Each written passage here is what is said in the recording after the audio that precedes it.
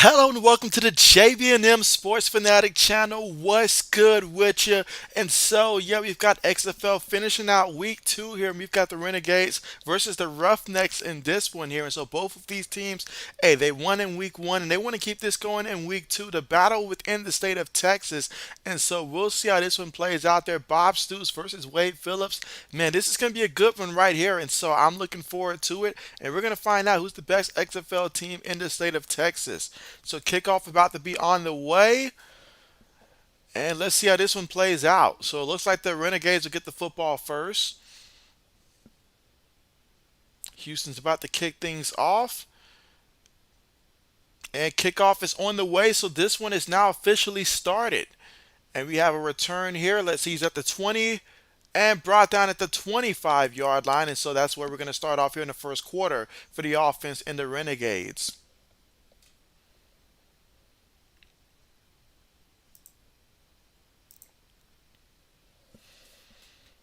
All right, so Renegades coming out first offensively here. And Drew Plitt in there at quarterback, looking to get his first passing touchdown of the season. All right, shotgun formation here. You've got about 4 receivers and 1 running back here on the play. Takes a snap out of the shotgun, stands in the pocket, throws it, and it is picked off. First play of the game, an interception. That is not how you want to start off here if you are Arlington in this one. And so, wow. I mean, he underthrew that ball there, and yeah, he basically gift wrapped that one right to the defensive back. So for Houston, a great start. Wow. So already one play and done. Turnover already for the defense. So looking at the replay here, and so yeah, I mean, it was a poor throw, poor route, poor decision. I mean, just pours across the board. Because I mean, in no capacity, I don't care where you throw that ball. The receiver had already stopped running, and there was 2 defensive backs in the area. All right, so fresh off the turnover here, you've got 4 receivers, 1 back out of the shotgun formation. They snap the ball. Back gets it, trying to go to the outside, takes on the contact and fighting forward. Forward progress should give him a yard on the play. So now we've got second down coming up here, 2nd and 9.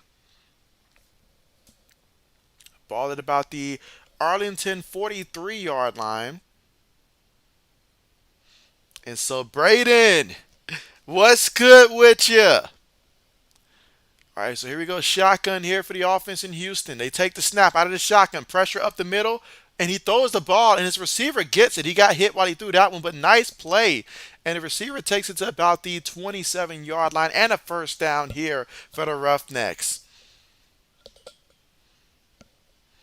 Let's see, Braden says, just a heads up, I won't be on the stream as long today. And so appreciate the heads up, and thank you for coming through. Absolutely understand that. Appreciate you for coming through.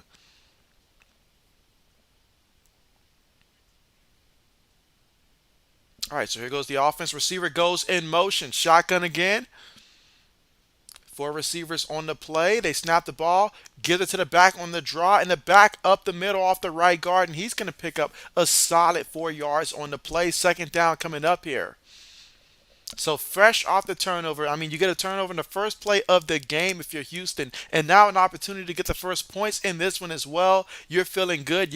I mean, both teams in the state of Texas here, but you're technically the home team here. So, hey, a lot of excitement here, especially for Houston early on. Let's see if they can cap it off in the end zone, though. Shotgun formation again. Arlington showing pressure up the middle. They bring a fifth guy. Quarterback throws over the middle. That's going to be incomplete. Safety did a great job of breaking up the receiver and the football. That's going to bring up third down coming up here. So 3rd and 6 coming up.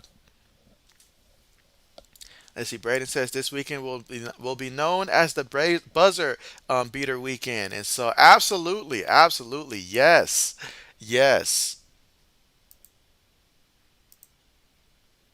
Matter of fact, let me go ahead and put up the poll question here.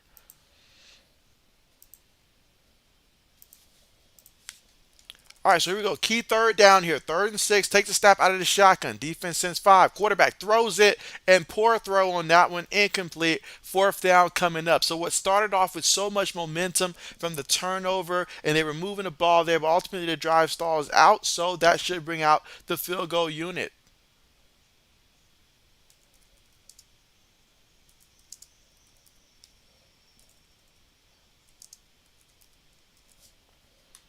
All right, so here goes the field goal kicker.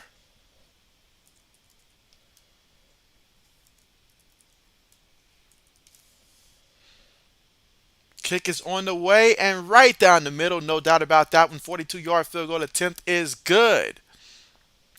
Braden said Lakers and the Buckeyes won today, and so you seen the smile that instantly went there when I seen that, and so yes, hey, what can I say? What can I say? It's been brutal for me lately when it comes to basketball, especially the last couple years. So it feels good to see both of my teams win on the same day. That makes me proud. That makes me proud, especially on the Lakers having pulled off that comeback. So absolutely.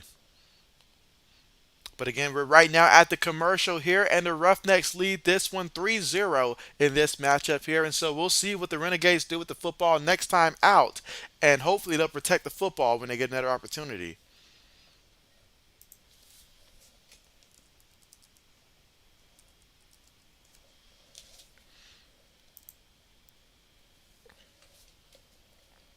All right, so poll question is up.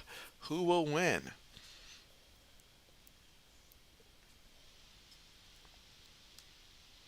But yeah, I mean, I didn't even pay attention to Ohio State winning, though. I didn't even pay attention to that. They've just been so hard to watch this year, so hard to watch.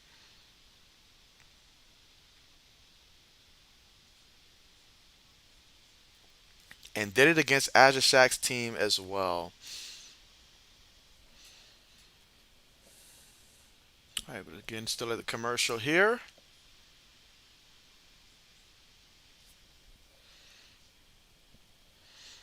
Let's see. Braden says Jared Vanderbilt was huge in the Lakers win, and so hey, very huge, absolutely yes. And so if only we can just consistently win. I mean, just get on some type of win streak here. Get into the playoffs. If we just get into the playoffs, there feeling good and stuff like that. I mean, hey, you never know. You never know. You never know.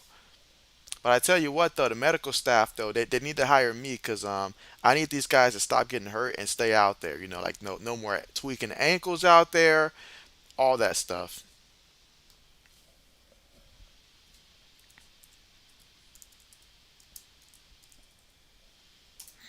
Let's see. Braden says Iowa came back from 12 points with a minute and 30 left in the game. And so, Braden, every time I've been hearing anything about Iowa lately, if I feel like I've mostly been hearing about the college basketball team. Caitlin, I forget her last name, but she's been balling for Iowa.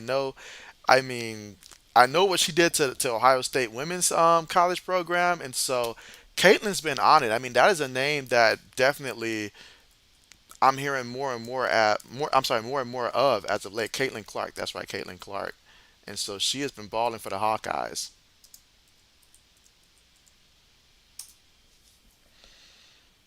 But yeah, I mean, I guess good times all around for Iowa, all around.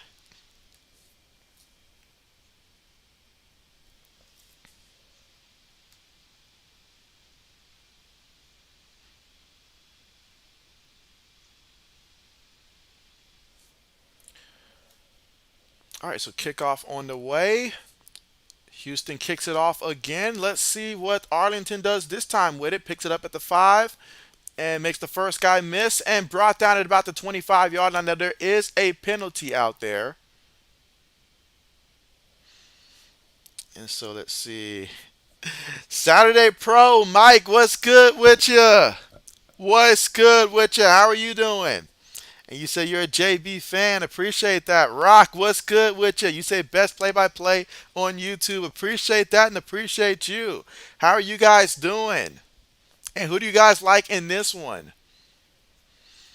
Let's see. Braden says Caitlin Clark. Yeah, she hit a buzzer beater today against Indiana. And so yeah, I saw that. I saw that. I got to give Caitlin some credit there. I mean, she's been flat out balling. I know I don't mention too many like women's college basketball player, but Caitlin Clark is certainly a name that if you don't know, you've got to know who she is because I have seen her do a lot this season, and so it's very impressive to see that because she's pretty much been carrying that squad like the entire season. Meanwhile, Arlington gets it to the back, up the middle, and he's going to get back to the line of scrimmage there. Second down coming up.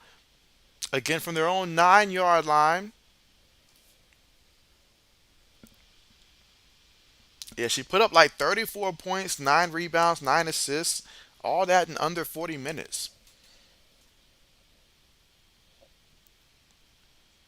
All right, so they're saying second and 11 here. So shotgun formation. You've got three receivers at the bottom of the screen, one receiver at the top. Takes the snap, quarterback looking, throws it. It is going to be completed there to the slot receiver, and he's going to pick up about 3 yards on the play. Third down coming up. Let's see. Saturday Pro says, who your team, JB? You say you like DC, and so I mean, I'm feeling like I'm still right now. I feel like I'm still in the process of choosing. I think I tried to pick one last time here, but the defenders are certainly up there for me. But I think I'm gonna give it a couple more weeks before I pick a team. Maybe just one more week before I pick a team, honestly, because I thought about that one. All right, so we go third and six, shotgun in the pocket. It's a screen play, and oh, nice screen set up there, and takes it to the 25 and picks up a first down on the play. Excellent play call there for Arlington. Again, the showdown between the two Texas teams. Rock says, I don't know much about the XFL. I'm just Team JB. And so, hey, I appreciate that. I appreciate that. And so, yeah, I'm pretty much really just getting into it myself. If they can just hang around for a long time, I can get more invested. But definitely, I want to take a look at each of the teams, though. But Guardians are certainly a team that I'm probably considering as well. Guardians, Defenders, those seem like two strong teams for me right now. But Arlington with the football here. Quarterback on the move in the pocket. And oh, man, he just ran into the back of the lineman that time and he got stuck. It's like a car that's trying to, exit the parking lot and then there's just like cars all around. So you just get trapped. And so, yeah, that time he just, he got stuck and got sacked. So big time sack. Second and 14 coming up. Let's see. Braden says, yeah, she's like Trey Young when he was at Oklahoma. Let's see. Braden says, speaking of Trey Young, he hit a buzzer beater today too. And so Braden, somehow I think you set that one up, didn't you? You had that in mind. Let's see. Saturday Pro says, Paul, we need chat suggestions. Which quarterback you're most excited for? And so let's see. You say Perez, McCarron, King, or Hudley. And so, all right, Mike, let me go ahead and put that one up there. Then I'll go ahead and put that up. Give me 1 second. All right, it's not going to let me put that one up. I can put this one back up later. All right, but second and 14 right now. And with the timeout, they're going to head to the sideline to discuss. All right, let's see. Who, which quarterback are you most excited? All right, so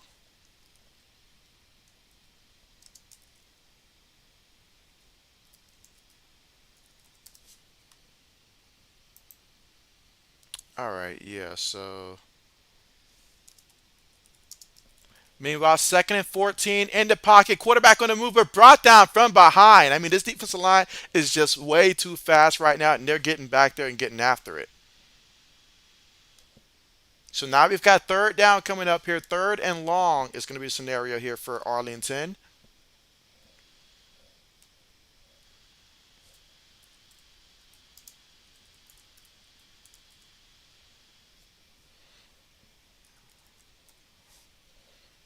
All right, still putting the question together, Mike.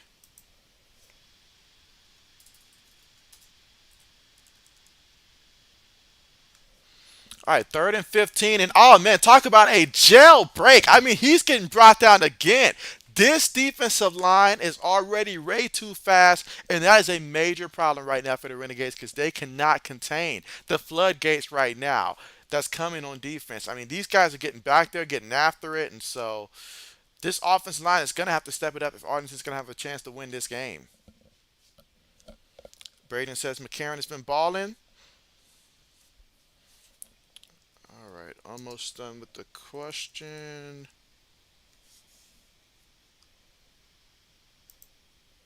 All right, so the punt unit is out there. Punt's on the way. And that was 4th and 26, by the way.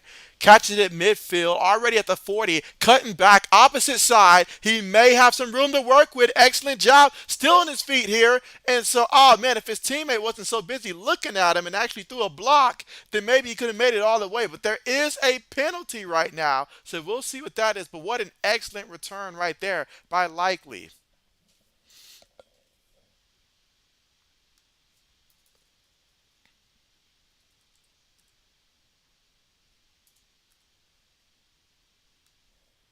All right, so let's see what the penalty is going to be.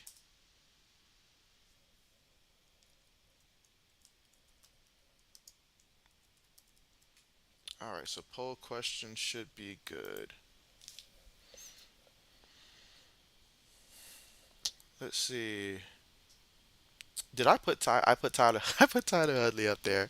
So, all right. So just aside from the era of Tyler Hudley, there should be Brett. I was thinking the wrong Hudley there. All right. Uh, let's see. Saturday Pro says Brett's disappointed. Perez too. McCarron only plays great at the end, but King is fire. And so King was exciting to watch. I do like McCarron as well, and the fact that he chose not to be a backup because he wanted his kids to actually see him play. So therefore, he just decided to play in the XFL so they can actually get to see him play. Meanwhile, 1st and goal into the end zone. And so nice job catching it there in the end zone, staying in bounds. Nice clean cut touchdown. And already Houston's up 9-0 in this one. Let's see what they opt to do for the extra point. And so, yeah, I was thinking the wrong Hudley, y'all. I was thinking the wrong Hudley there. That would have been a massive change right there. I don't know if they'll let me edit it while it's up there. Let me see if I can edit. Now I got to end the poll and put it up there again for me to do that. So it's Brett Hudley. Let's see. Braden says, I remember I told you King should be the Patriots starting quarterback. LOL. That would have been a LOL. All right, so here we go. They're going to go for it from the 5. Steps up. Ball is tipped and still caught. Why does it feel like right now? That's a good 2 point conversion attempt right there. But why does it feel like Houston right now, when the ball is up 50-50, Houston is getting all of the breaks, the lucks, and it's just working out? I mean, wow. 11-0 early in this one. And if Arlington doesn't settle down, this could get ugly.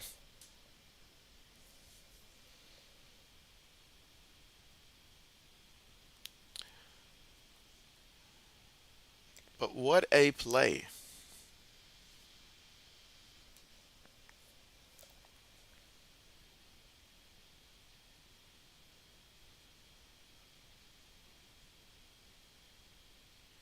All right, so we are currently right now at the commercial here.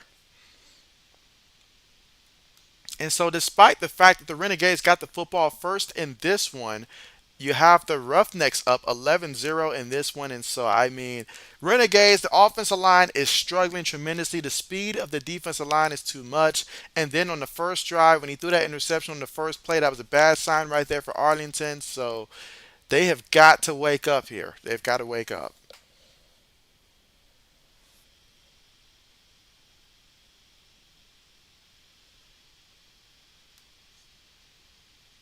All right, meanwhile. And again, we are here in the first quarter with about 7 minutes and 40 seconds to go. And again, Roughnecks leading this one 11-0.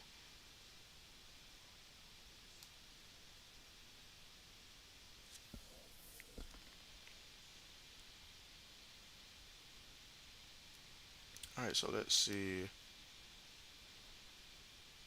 All right, so looking stat wise, so yeah, so if we look at, let's take a look at the Roughnecks stats right now. So Brandon Silvers, the quarterback for the Roughnecks, currently 2 of 4 out there for 21 yards, 1 touchdown, no interceptions so far. And on the ground, they've got 6 yards on the ground so far in this one. And again, that was Jontre Kirkland with the 16-yard catch earlier, and Nick Holly that had the 5-yard touchdown catch into the end zone.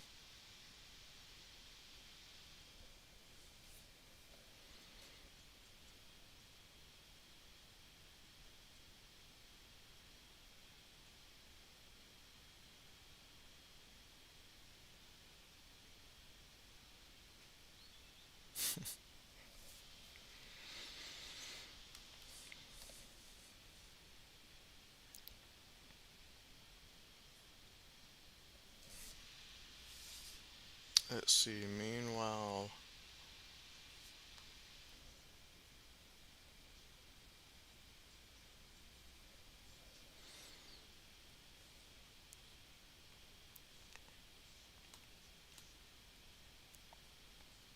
what do you guys think about Quinn Snyder for the Atlanta Hawks? What do you guys think about that decision?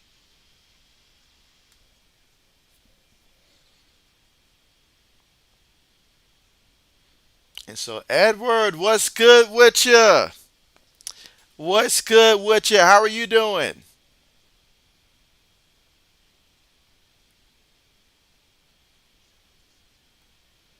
All right, so here goes the kickoff on the way. Again, Houston leads this one 11-0. It is caught at the 8, cuts up at the 20, and brought down at about the 26-yard line. And that's exactly where Arlington's going to take over here with the football as they trail 11-0, trying to get something going on offense and has got to find a way to really get that offensive line to hold up and give their quarterback more time.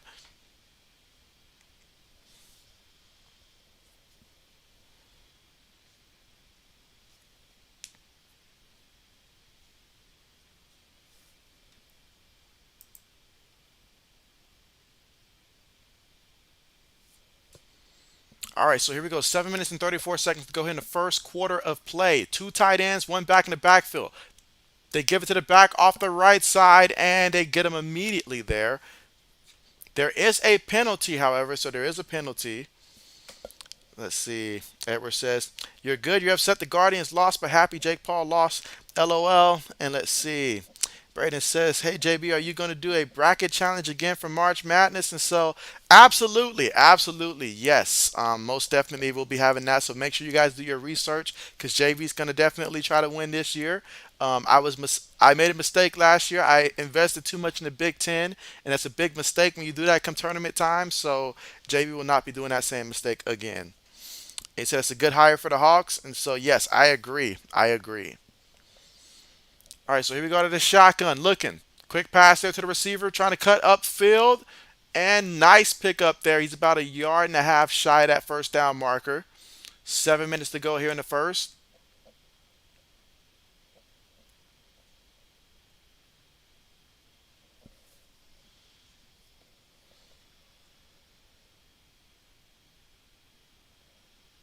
Let's see. Braden says, "Okay, can't wait." Bet, bet, bet.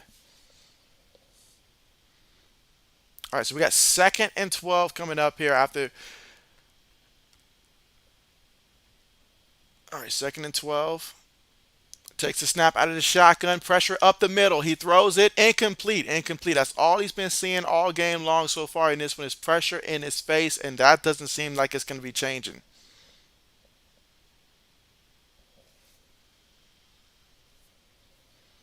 So faced with 3rd and 12 here with 6 minutes and 20 seconds to go here in the first quarter, trailing 11-0.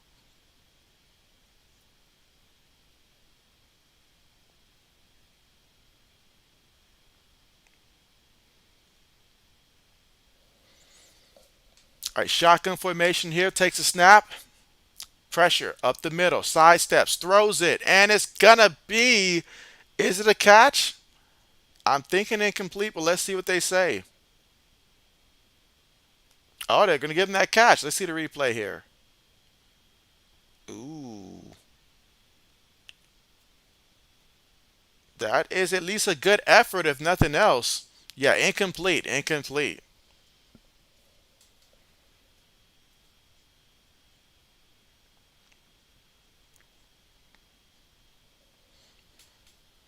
Let's see. Braden says, by the way, your mock videos was really good. Appreciate that. Are you going to do more of those? And so, yeah, I plan on doing more. I plan on doing more. Now, in terms of the teams and stuff like that, I have to focus on the teams that I know that I at least got somewhat of a decent knowledge in terms of watching them last year. But I'll try to do more teams. And so, but yeah, so some teams that I just haven't watched all that much, I may not really do. But I'll try to cover a couple more teams.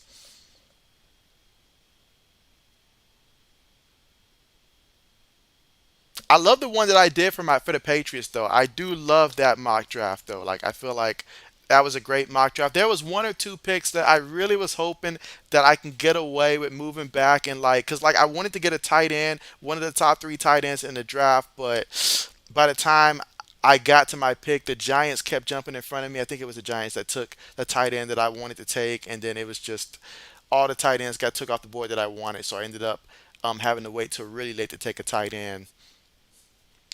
All right, but they give it to the back, and the back picks up about a good 7 yards on the play. And so let's see. Edward says Houston's going to blow out Arlington. And so, Edward, that is my fear right now. The way that Arlington's offense is looking, the speed that Houston possesses, and the way that Houston's looking on offense, you may very well be right. Be right. All right, but here we go. 2nd and 3 here. Shotgun formation. Takes a snap.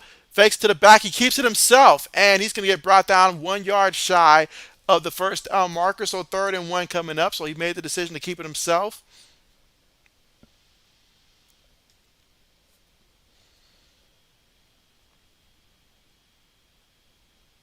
Cole McDonald in there at quarterback. All right, so yeah, we're getting votes across the board here. That's good. And again, I had meant to put Brett Hudley, y'all. I put Tyler Hudley by mistake, but yeah, I meant Brett Hudley there. So apologize about that error. Let's see. Saturday Pro says, JB, who are your team? I'm sorry, who are the teams? You talking about my XFL team? I'm still deciding on my XFL team. I believe I'm leaning towards the Guardians, but I'm not entirely sure if I'm going Guardians or Defenders yet. Let's see. Edward says, well, they're color rush unis anyways. And so, yep. All right, so 3rd down and 1 coming up here. Again, still first quarter, 4 minutes and 15 seconds to go. Arlington has used 2 timeouts already. But I don't know what they're waiting on to light up this team, but something's got to happen here positive before this one gets too ugly.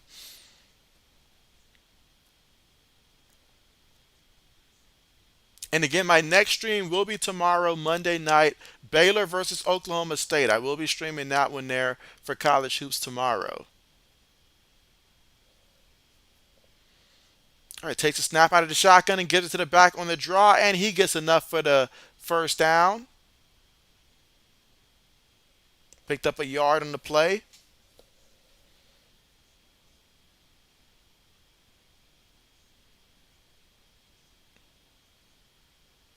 All right, so it looks like next week Sunday there's going to be 3 XFL games that come on Sunday. So okay, so they have this rotating schedule. It looks like in terms of just how many games on one day. All right, but here we go to the shotgun. Gives it to the back again out of the draw, and he's going to pick up about 2-3 yards on the carry. That's going to make it 2nd and 7 coming up here.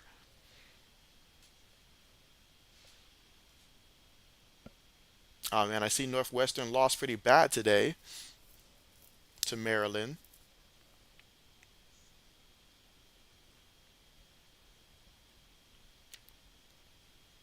All right, so here in the shotgun, ball at the 46-yard line of Arlington. Houston with it. 2nd and 7 in the pocket. Takes a shot over the middle, and oh, just a little too far for the receiver. He reached out for it there, but unable to make the snag. So 3rd down coming up here, 3rd and 7. And that time he saw a linebacker drop back in coverage against his guy, so cannot blame him for taking that shot. Gave his guy a chance, but incomplete. So 3rd and 7 coming up. Shotgun here.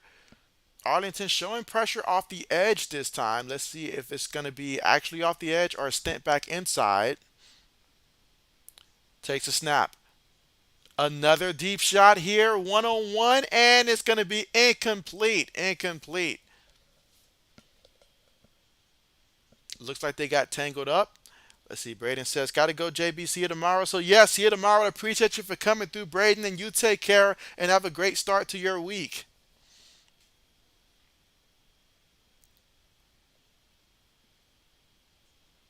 All right, so this brings up fourth down coming up. Fourth and 7.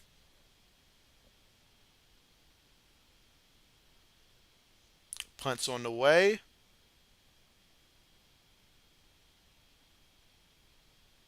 And what a nice, excellent punt there to down them at about the 6 yard line. So, an excellent job there for Houston with the punt. So, Arlington, who trails right now 11-0, will get the football from about their own 6 yard line when we come back from the commercial.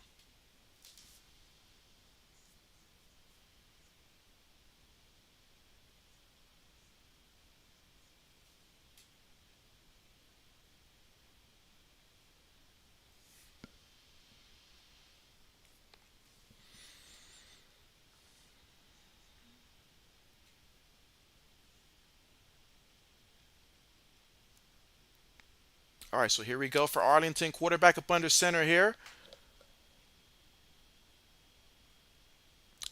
And let's see, is this a penalty or.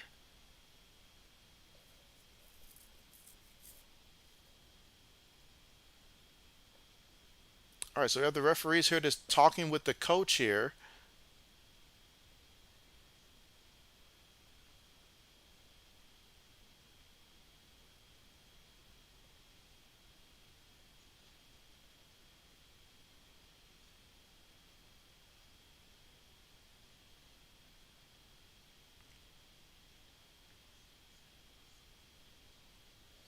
Let's see, Saturday Pro says, your old buddy Mike watched Arizona versus Arizona State, but I still don't understand what happened. And so, you don't understand what happened, I didn't watch the game. I didn't watch that one.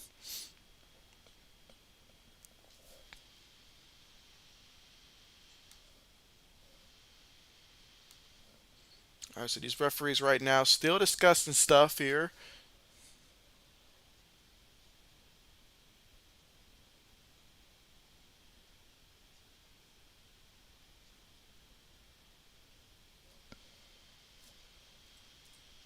And again, I can't hear the audio in terms of what they're saying, so I have to try my best to read their lips and stuff in this scenario.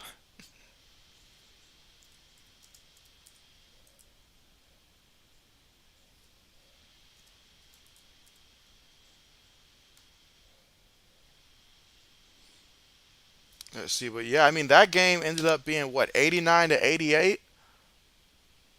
All right, so meanwhile the back, who is still running, but I believe he was down, but he's still running here. So if he kept his balance, I mean that's an incredible play on his behalf. If he was able to avoid touching the ground and then bounce it all the way opposite side, which half the defense thought he was down. So let's look at this replay here, and oh, he never did actually touch down.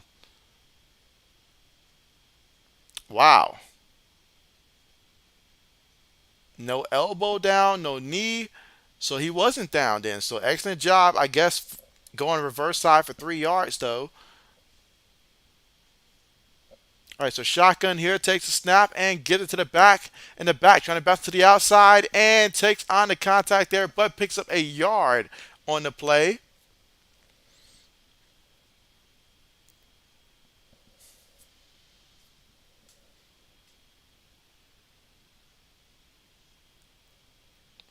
All right, so we got third down coming up here, 3rd and 5 coming up. And this is definitely a quarter that you just want to forget right now if you're Arlington, down 11-0 so far in this one, and the offense just hasn't been there.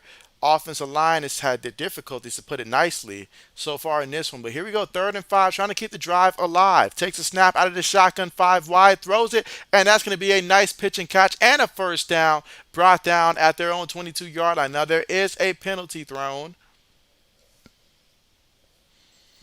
Let's see. Saturday Pro says The Rock said earlier today that the key is every team knowing their role. And what are your thoughts on that, JB? In terms of every team knowing their role, I agree. I agree. No, knowing your role is where it begins. That's something that Bill Belichick would say. Know your job, know your assignment. I've heard Bill Belichick say it many, many, many times. And so that's true. When you're working at work, you got to understand your role. How can you contribute? And so I agree. I agree. The issues arrive when people don't understand or teams don't understand their roles and assignments. That's when issues start to take place. All right, so we go. After the first down here, shotgun trips at the top of the formation. They give it to the back, and the back, utilizing the speed, gets pushed out of bounds at about the 45-yard line. And so, nice pick up there. 2 yards shy of first down, though, and that will take us to the end of the first quarter, in which Houston wins. Is up in this one right now, 11-0.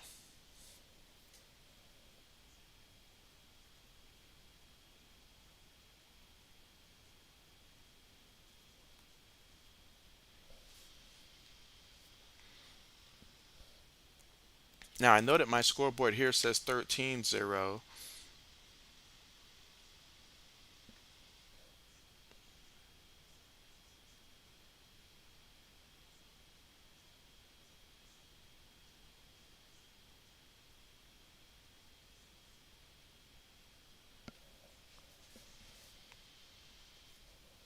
And again, we're currently right now at the commercial.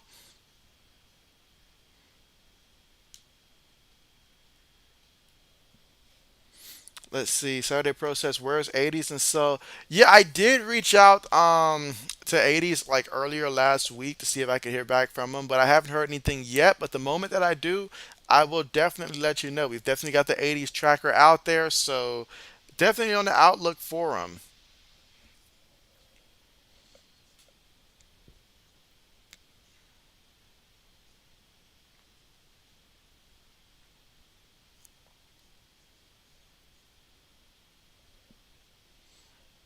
Definitely knows that he's taking that whole Eagles Super Bowl loss extremely hard, you know that much.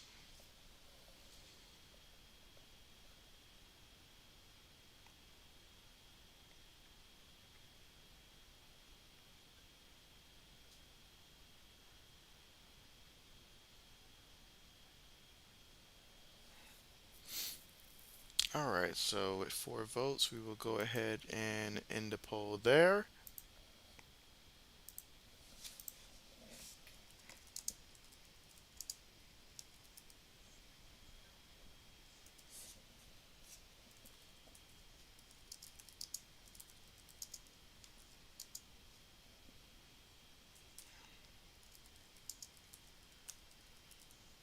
Hmm.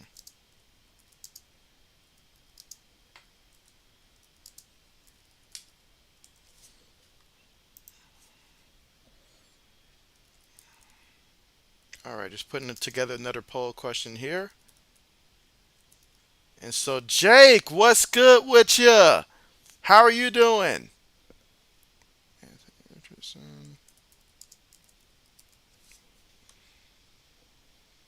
What's good with you? Good to see you here.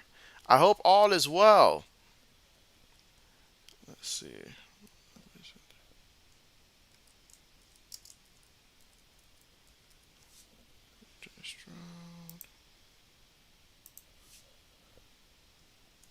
All right, so we're getting ready to get back to the action here. It's 2nd and 2. Again, to start the second quarter here with Arlington with the football, but Houston with the lead 11-0. All right, so poll question is up. All right, so to give it to the back up the middle, and the back being physical there picks up what seems to be a first down here.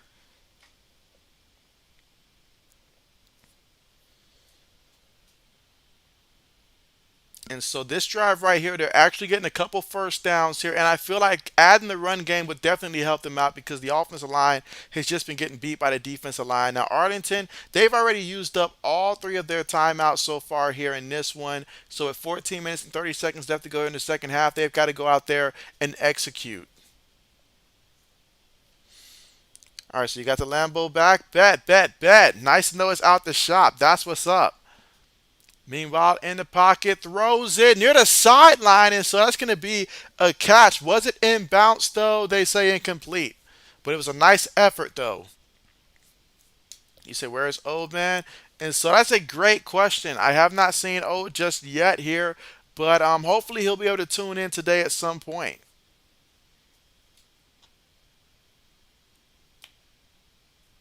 That was a nice sideline attempt there. Second down coming up though. Second and 10.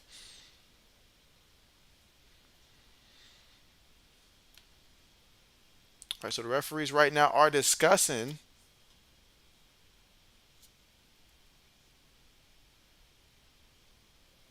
Yeah, referees right now are discussing, so we'll see what the referees will be saying because it is under official review.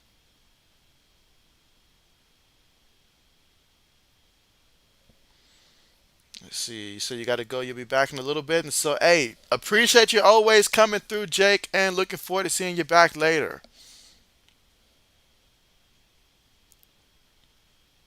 All right, and again, the ruling was incomplete pass. So we're going to see exactly what they say here.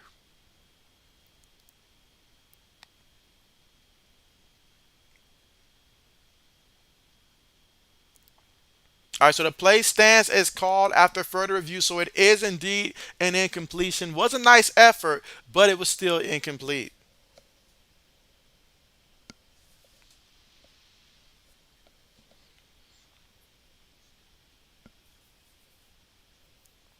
All right, so we got one back in the backfield, quarterback up under center, takes it and gives it to the back, and the back gets brought down. Tried to go to the outside there, but picked up maybe a yard or two on the play. Third down coming up. Third and 8 coming up.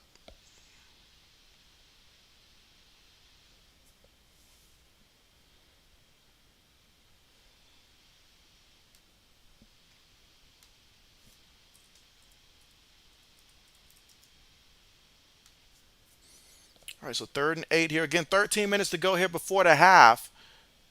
Quarterback takes a snap here for Arlington. He throws it, and ball is tipped. Dangerous pass there. And so we've seen him throw a couple of those today that just have been very unfortunate. And so what started off as their best drive so far of the game turns out to be an incompletion. And so, old man, what's good with you? What's good with you? How are you doing? How are you doing? And let's see, Edward says, LOL, they called it an incomplete pass. And so, yes, they stuck with the incompletion there. Punt on the way. Excellent punt there. Let's see what he does with the return, though. And he fumbled it. He lost the ball. That was horrible right there. When everything was going Houston's way, you get a fumble. And so, hey, maybe this is what we need to make this a game. But a massive mistake right there for Houston. When things are going right, you just can't do something like that. Let's see. Saturday Pro says owed.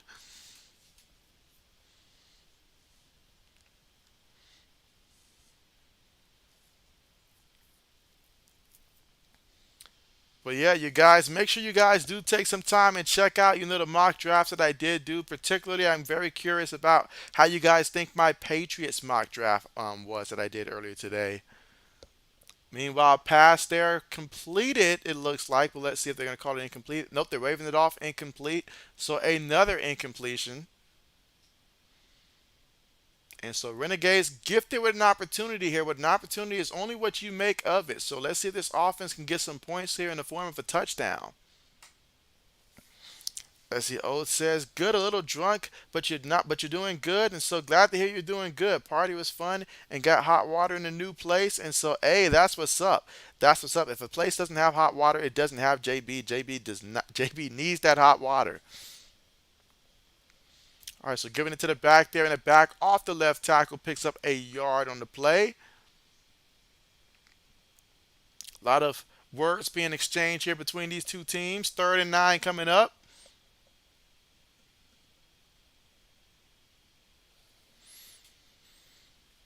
So far today, the Renegades, they are 2 of 5 on third downs here, and they're going to try to convert on this one, third and 9. Out of the shotgun, takes the snap there, pressure coming. Quarterback steps up, he's going to run. And he gets the first down, brought down at about the 10-yard line here. But this is the first time he's been able to elude that pass rush. That time he knew it was coming. He took off and did not hesitate.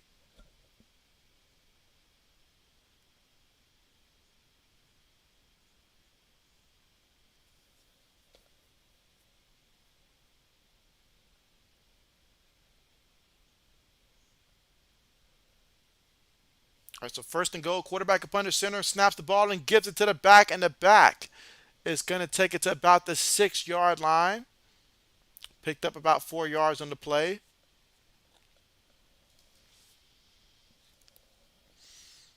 All right, so let's see. 4 votes so far. And so we've got 3 for CJ Stroud and 1 person for Anthony Richardson. Interesting. Very interesting.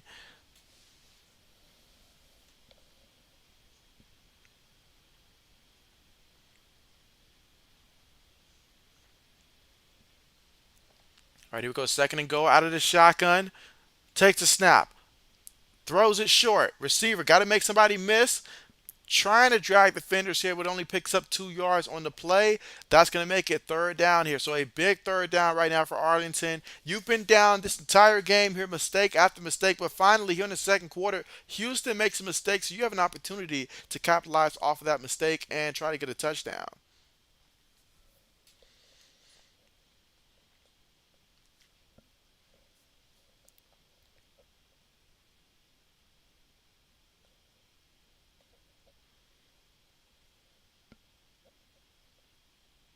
All right, takes a snap here, third down. Throws it into the end zone, and that is going to be a touchdown here for Arlington. So, what a touchdown on that one. So, that time he knew the pressure was going to get there, threw it there over the middle, back of the end zone, got the touchdown, and they're going to opt to go for, looks like for 2. And so, and again, this drive was started thanks to the muffed punt by Houston. Edward says, LOL, you was wrong. And so, well, Edward, there was no way that we were going to know that essentially they were just going to go ahead and fumble the punt the way that Houston did. They basically gift wrapped this one and put them in the red zone to start with. But hey, that's special teams is a part of the game as well. All right, so 2 point attempt here. Shotgun takes a snap. Quarterback pitches it there to the tight end. And so yeah, I don't like that play. I don't like that play at all. He picked up 3 yards. If you were just going for like one, like I guess closer, like 2 or 3 yards, maybe preferably 2 yards away from the end zone, then I like that play. But from 5 yards out, that's a bit far for that kind of a play to work.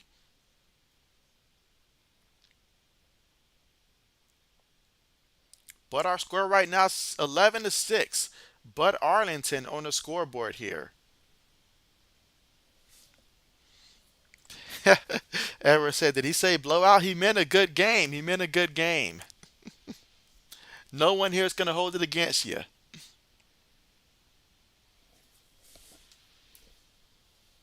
Speaking of a good game, old man, how about them Lakers?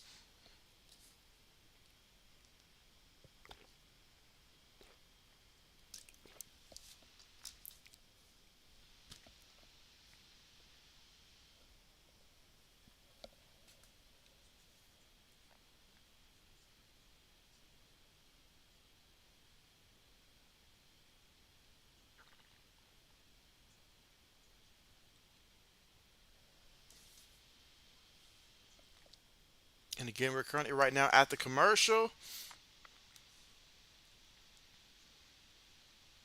All right, so let's see. All right, so looking at the stats here, so you've got Drew Plitt. He's 5 of 11 out there, 41 yards through the air, 1 touchdown, 1 interception. He's been sacked 3 times today as well. He also had that 1 carry where he picked up 12 yards on the ground. As a team, they have 9 carries for 33 yards. You've got Adrian Killens. He's 1 of 1 passing for 2 yards, and he's also got 2 carries for 10 yards as well for the Renegades. And you've got Keys Ford. He's got 3 carries, 7 yards, and Devion Smith 3 carries for 4 yards in this one also. Let's see. Ode says, I'm watching your draft right now, JB, on the TV. And so, hey, I appreciate that. I appreciate that. Definitely let me know your thoughts right afterwards because I feel like that was a good draft. If Bill takes my advice, then hey, it'll be great. There was a couple things that did not work out the way I wanted it to, but those were like two draft picks that just I gambled and it didn't work out, but everything else worked out great.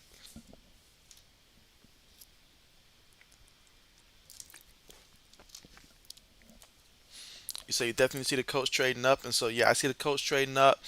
I have a feeling Carolina will trade up as well because Carolina they just they need a quarterback that they can believe in. At the very least, they need to sell tickets right now, so I can see that being the case.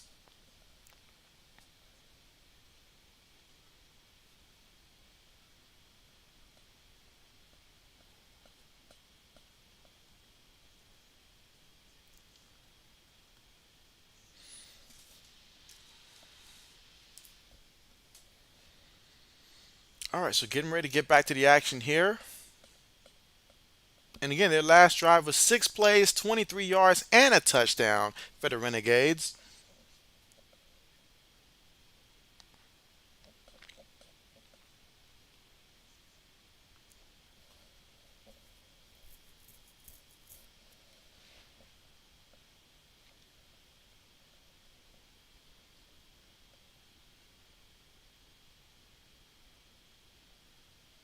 And kickoff on the way. Let's see if we'll get a return here, but let's see what he does with it. He's at the 10, 15, and brought down at about the 18-yard line. So that is where Houston will take over. So if you're Houston, hey, first quarter went great. You were up 11-0, but you had that special teams mistake that allowed your opponent to score a touchdown. Now, how do you respond from that? How do you get momentum back? We're going to find out right now.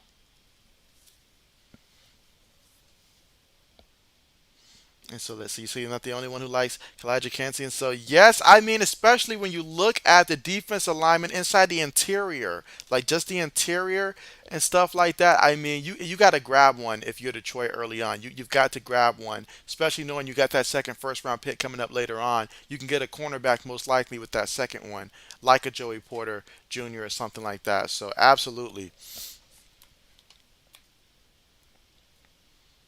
All right, so here we go. Second and two coming up here. 9 minutes to go here before the half. Shotgun formation. Three receivers at the top of the screen, one at the bottom here. Takes the snap and gives it to the back, but he runs right into the blitz that was coming on the outside. So got him there back at the line of scrimmage. Third down coming up. He actually lost a yard in the play. So we got third and three. So let's see what Houston does here. They are one of three so far today on third downs.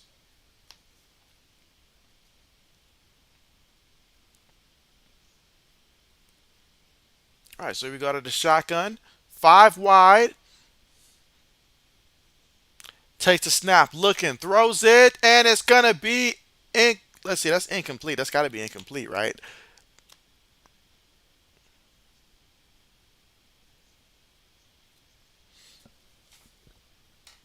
All right, so yeah, oh yeah, definitely incomplete. Definitely incomplete.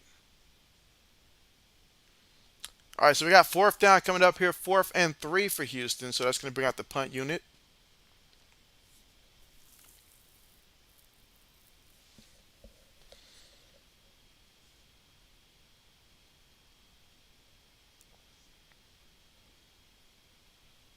All right, punts on the way, high and short, and he thought about returning it there, but wisely opted not to. And that's where they're going to down it here around the 31-yard line. So let's see what Arlington does. So now they have an opportunity. If they can find a way to score a touchdown here, they can take the lead.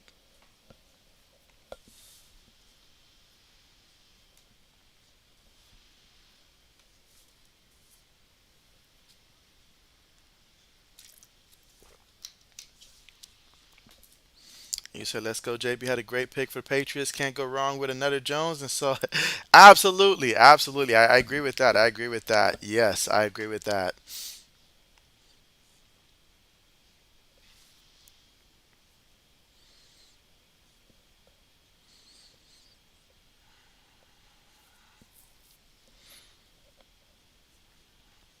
And again, we are right now at the commercial. Let's see. You say the only thing is you think the Steelers are going to trade up to get Jordan Addison to pair him with Kenny, and so I could see that. I could see that. Yeah, I could definitely see that.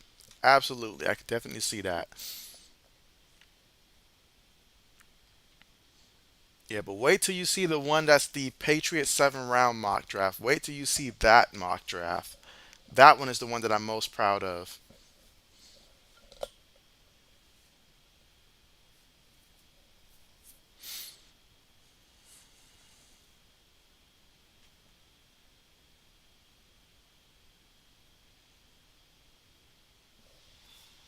All right, and as we're still right now at the commercial, again, it's going to be the Renegades with the football when we come back, and they got first and 10 from their own 31-yard line.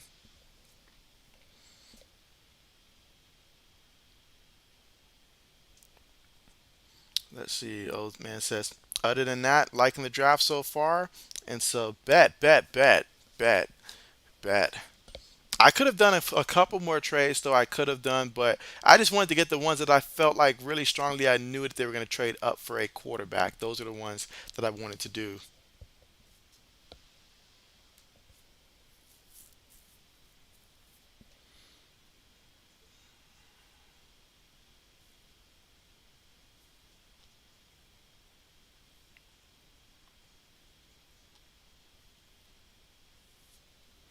All right, 5 votes and four say CJ Stroud. Not one so far for Bryce Young.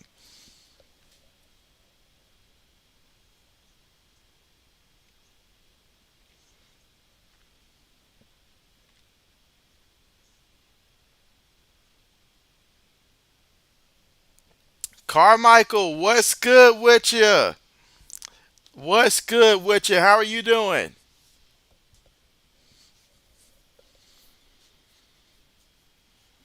All right, so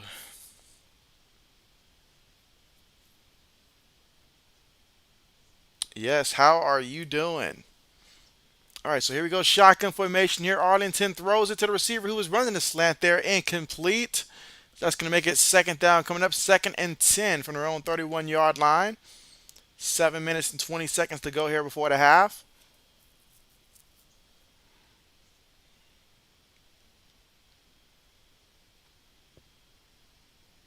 Carmichael says he's good. And so, hey, that's what's up. That's what's up. That is what's up. All right, so we go second and 10. Out of the shotgun, takes the snap, gives it to the back, and the back off the left guard is going to pick up about a good 3 yards on the play, 3, 4 yards. That's going to make it third down coming up. Let's see. Old says, I bet Braden would be so happy if they went with our boy from Ohio State. And so I think Braden understands that for Jackson Smith and Jigma, it would be great for him if he ended up with the Packers where he can be a third option in the slant. I just feel like the Giants, Titans, and Patriots for specifically should probably stay away just because you'd be asking him to be a number one receiver or a high volume number two receiver, and that's not where he's going to excel. He needs to be that number three receiver early on. Maybe eventually in his career he can turn into a number two receiver, but he's not a number one receiver. So you got to draft him with that expectation to be a slot guy, a slot specialist.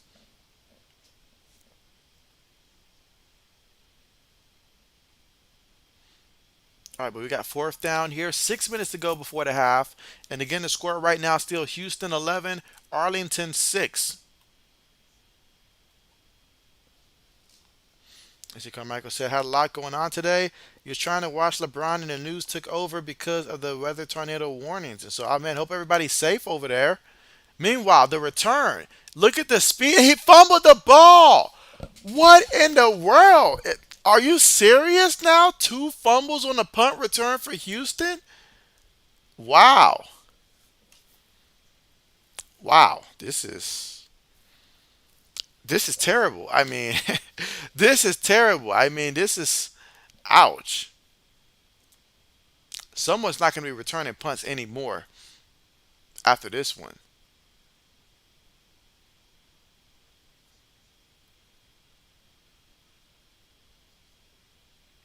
Wow.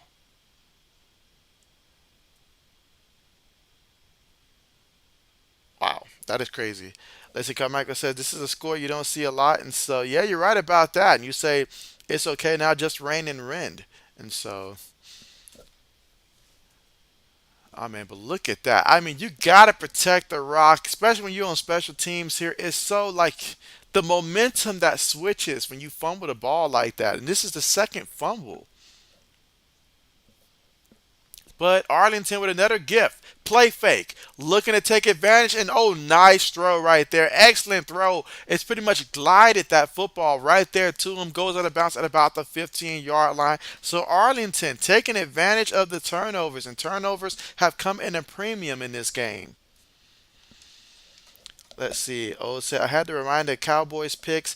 That would be crazy smart for them to draft Robinson, but I would bet Shannon and Seth would be dodging them. And so, oh, you absolutely, absolutely. You said that was a horrible fumble, and so, oh yes, costly second time today. But here we go. First and 10, shotgun takes a snap, floats it into the end zone there, incomplete, incomplete. Second down coming up. Two defenders in the area. 5 minutes to go here before the half.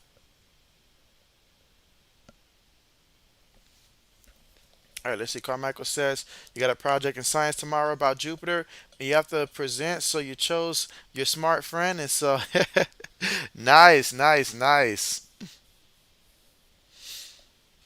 All right, so second and 10 here. Quarterback in the lineup up under center here. Two tight ends, two receivers, one back in the backfield. Going to give it to the back in the back between the center and guard. Going to pick up about 2 yards on the play. Third down coming up.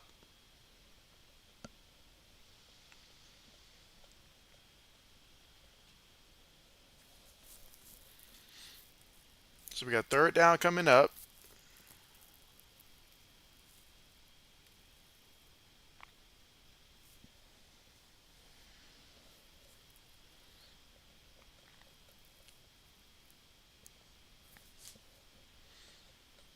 About 4 minutes to go here in the second quarter. Quarterback up under center.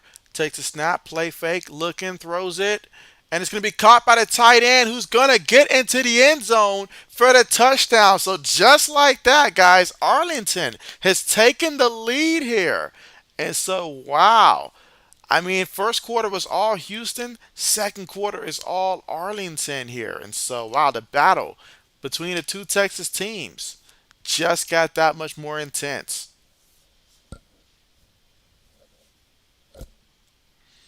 Let's see. Carmichael says 12 to 11. Weird score, something like baseball. And so, yeah, you don't see this score every day, but I believe that. All right, so the 2 point attempt coming up here for Arlington. They're going to go five wide. Takes a snap, looking in the pocket, now moving around. Guy in his face, throws it up there and gets the catch. Wow. And so 2 point conversion is good. 14 to 11. And so if I'm Houston right now, I mean, my goodness, special teams has cost you now 14 points. This is insane.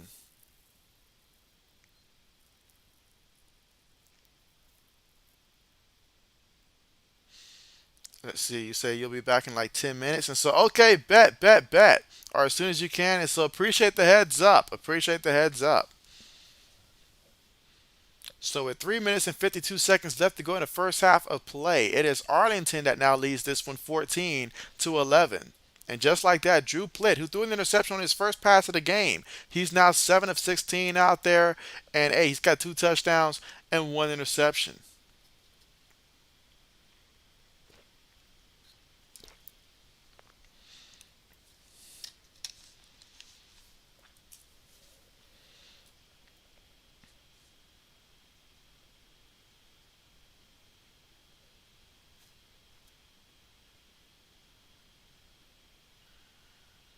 Kickoff on the way. Caught from his own one. He's at the 10, 15, 20, 25, 30, and brought down at about the 33-yard line. That's where the offense will take over.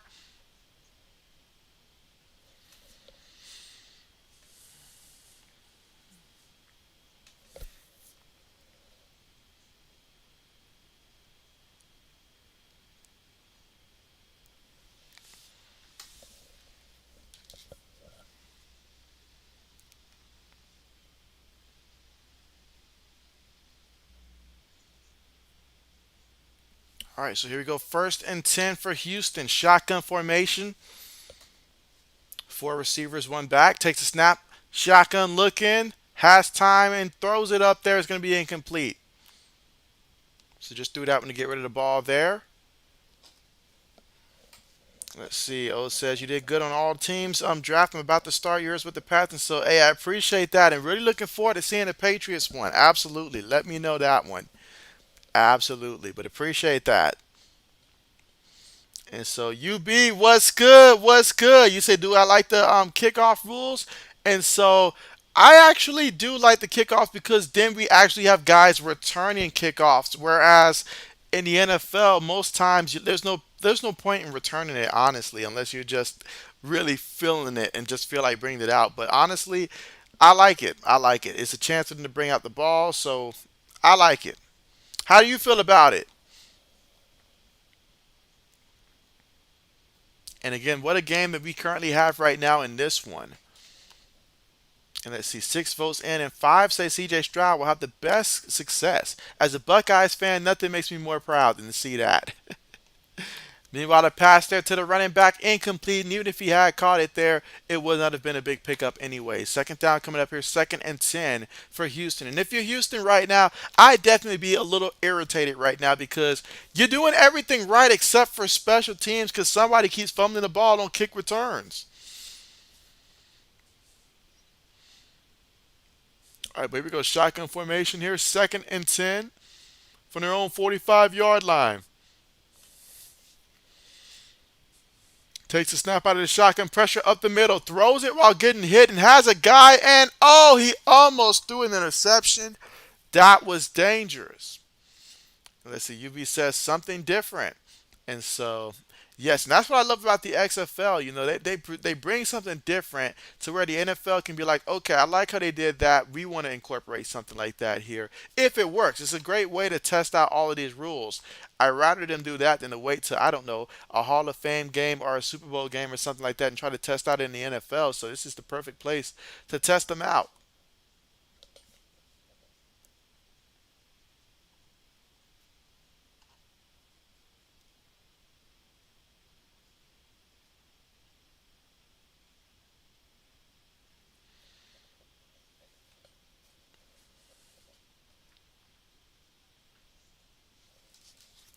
And again, we're currently right now at the commercial here with the Renegades leading this one 14-11.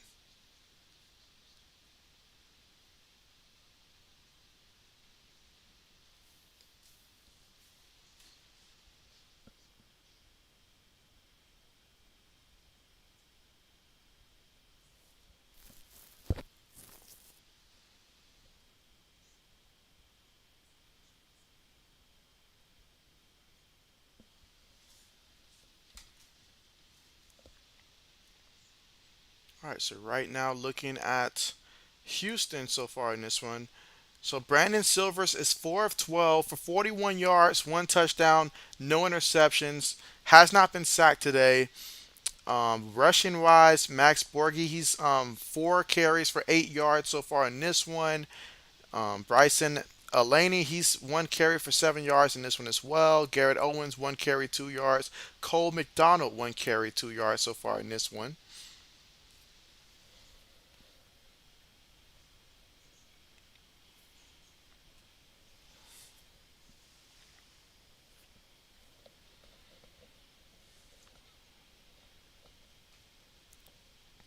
All right, so we've got a vote here for Will Levis. Okay, okay. Let's see. Old says you might be the only one, but you're not sold on Quentin Johnson. But I do understand why you picked him. He seems like a Bill Belichick type of guy, and so yeah, I had no intention of going receiver with that first pick. Oh, but when I traded back to 19 and saw that he was still on the board, I felt like it was a move I had to make. I had to make that move right there. I mean, because a guy like that, one of the top two receivers that fell, and I traded back already, so I had to take advantage of that one. Had to.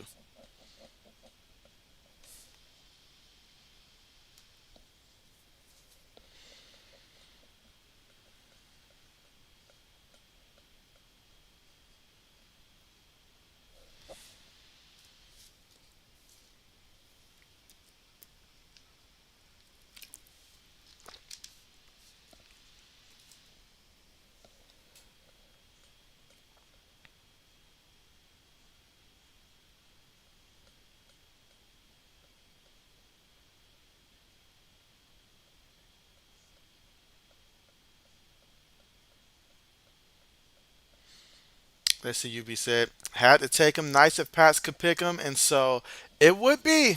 It would be. Especially if they can do it under circumstance of trading back from 14 to 19, picking up the extra picks, and then still getting them. And so I was shocked he was still on the board there. I was honestly rather, I mean, I thought about going tight end if my preferred tight end was still on the board at that spot. But completion there, and so oh wow, look at the speed here, and he gets brought down to 15. Excellent job right there. It's like everybody else was in slow motion when he caught that ball, then just cut it upfield and showed his speed on that one. So now here we go, first and 10 right now, 15 yards away from the end zone, and honestly, the cornerback just got lost. He got lost on that play. All right, so quick pass there to the receiver.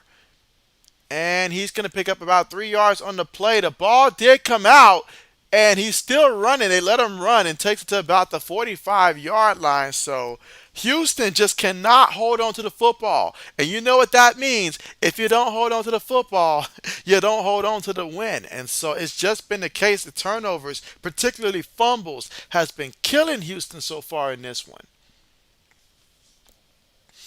Let's see. Oh, it says, see, Pro Football Focus is good, but I don't understand how they got DeJuan Jones, in my opinion, the best right tackle in the draft, a second round. But if Patriots can get him in the second, you'd be so happy. And so, yes, yes, yes, yes. And so I was happy with how that played out as well. So, a couple of those picks, I was very happy about how they played out on the board. Now, I know why Quentin Johnson stayed on that board as long as he did, because for some reason they had the Houston going cornerback again with their first round pick. And when I seen the computer did their little mock draft there, so that's probably where Quentin Johnson would have went.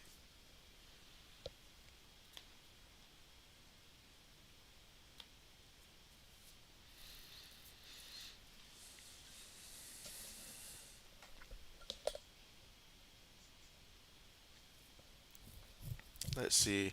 Old says they would should be running 3 laps for every fumble, and so they should just keep running at this point. Just keep running until they get back from halftime. At this point.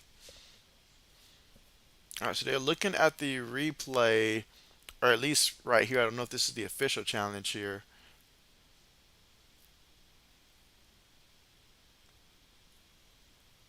But Houston's got to learn to hold on to the ball. Like they have got to hold on to the ball.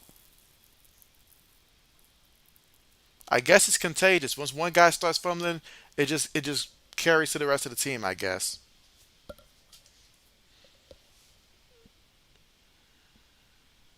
All right, so we go first and 10. Quarterback on the move, throws it, and it's going to be completed there to the receiver before he goes out of bounds after picking up about 6, 7 yards on the play.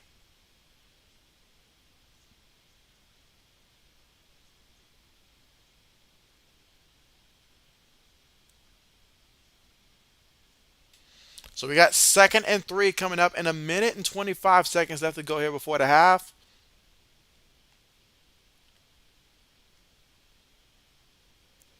Shotgun formation, takes the snap, throws it over the middle to the back, and the back catches it enough for the first down there, picks up 4 yards on the play.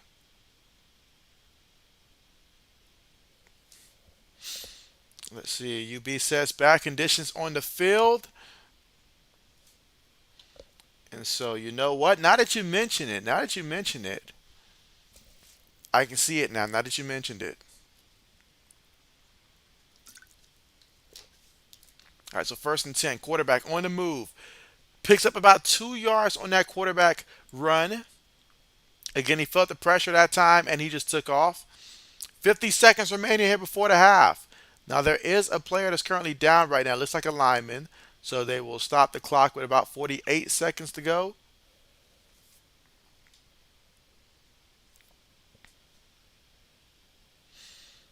Let's see.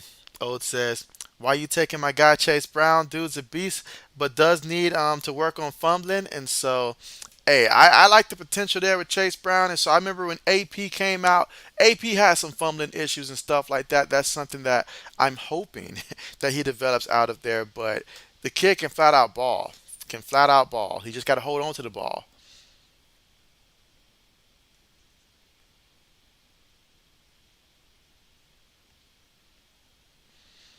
And one thing about Belichick, if you fumble once, he's not going to get you that carries again. So he'll be in the doghouse a lot.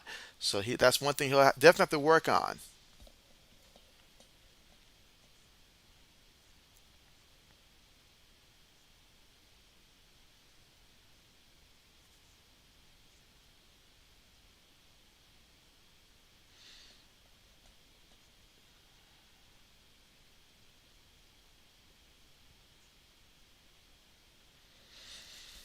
All right, so about 38 seconds remaining here.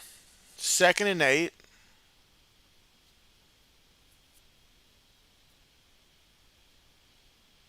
Arlington takes a snap out of the shotgun, throws it, and oh, it's going to be incomplete there, incomplete. 30 seconds remaining here before the half. Now, there is a penalty that was thrown there. There is a penalty.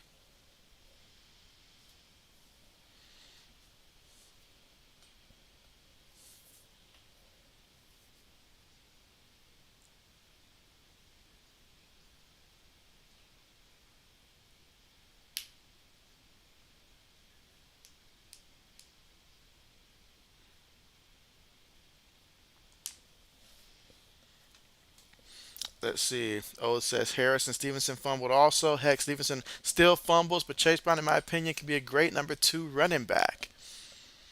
And so you add him to the mix, plus the guys we drafted last year, and hopefully you have a nice rotation moving forward, and they all learn to hold on to the ball somehow.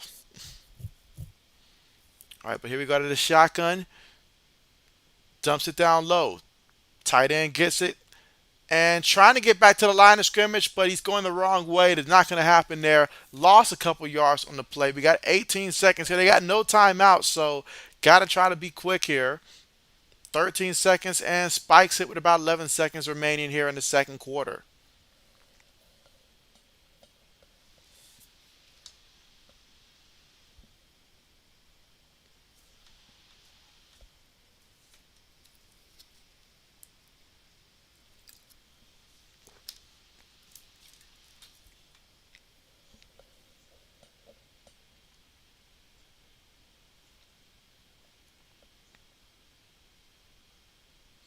All right, so third and 11 here, shotgun formation.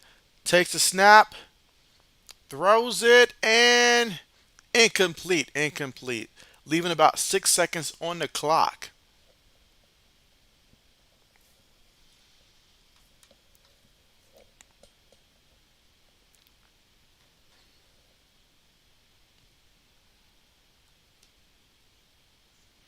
All right, so they're going to try a long field goal attempt here. Okay.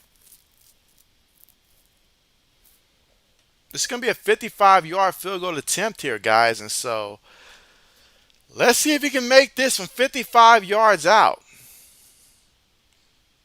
Kick is on the way, and it is, oh, no good. He just doinked it. It would have been perfect, like right down the middle, too, but he just missed it there.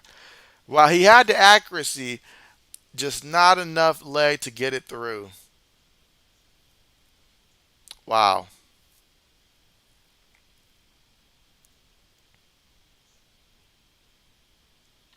You look at that, and he just missed it there.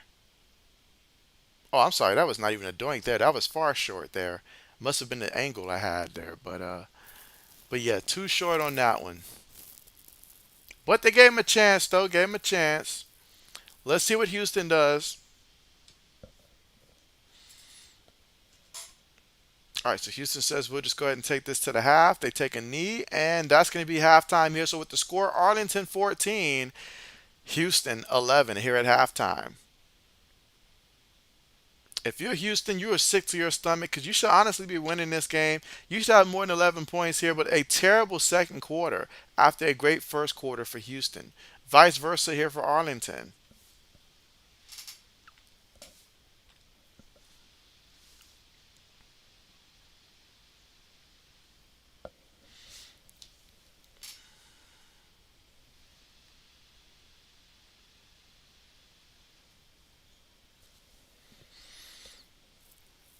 All right, so again, we're currently right now at halftime. And so just to recap what's taking place so far in this one, we will start with the Renegades, who lead this one 14-11. So Drew Plitt, 11 of 22 for 93 yards through the air, two touchdowns, one interception. He's been sacked three times so far in this one.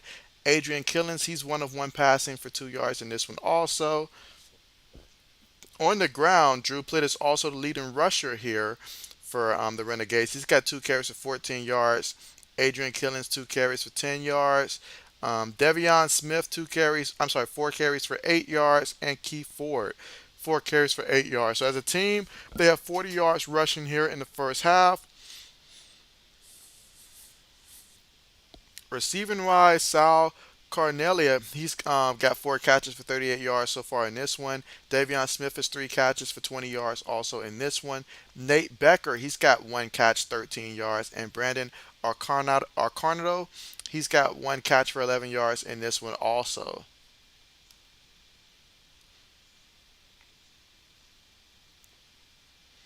Let's see. And as for the Roughnecks, though, the Brandon Silvers is 6 of 14 through the air, 85 yards passing, 1 touchdown, no interceptions.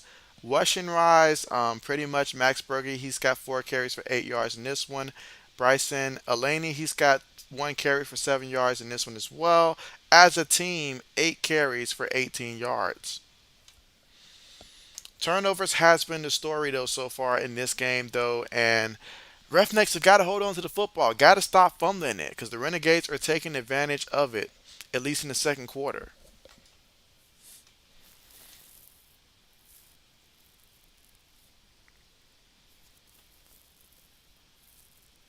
Meanwhile,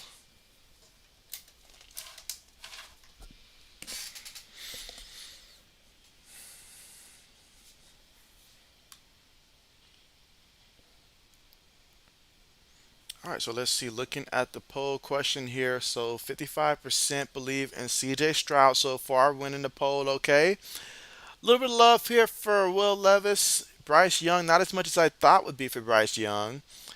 And Anthony Richardson, he's got a vote in there as well.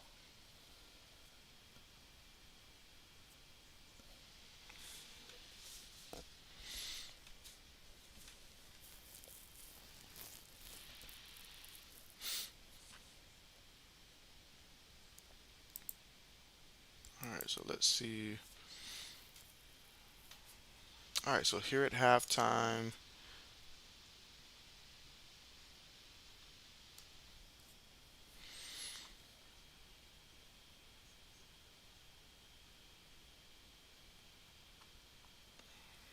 All right, so I guess you guys let me know who do you think is going to be the starting quarterback next year for the New York Jets? If you had to pick right now, who do you guys think would be the starting quarterback for the New York Jets? And again, I know this is something that changes regularly in terms of like what we think until it actually happens. But in terms of the New York Jets, who do you guys think would be their starting quarterback next year? That's a team that I feel like they are as hungry as anyone to bring in a quarterback. That's pretty much something that we know is going to happen. And so, what do you guys think about that situation?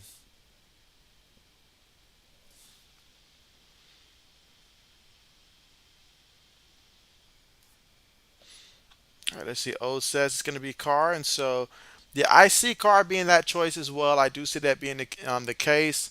I feel like those two teams, I mean, they're equally, hungry for each other right now. And if you, I mean, honestly, if you don't go Derek Carr, who else are you going to go after that you don't have to pretty much play wait around and then trade so much to get when you can just sign Derek Carr, keep your picks, and then go out there and continue to build your team.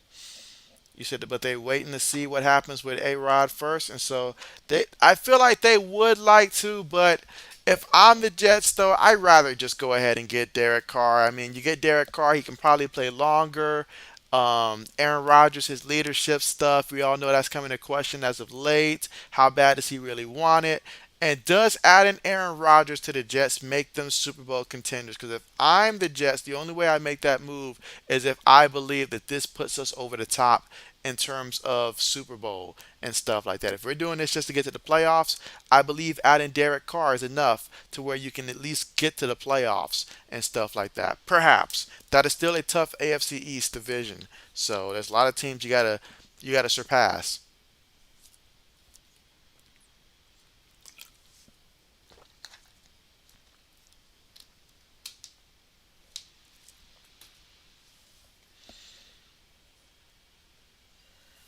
And when it comes to, let's go at Washington, do you guys believe that Sam Howell will actually be the day one starter for Washington? Or is it all just a bluff right now? Or maybe not a bluff. You're just thinking about who you got in house right now. And if not, then who do you guys think will be the starting quarterback for Washington?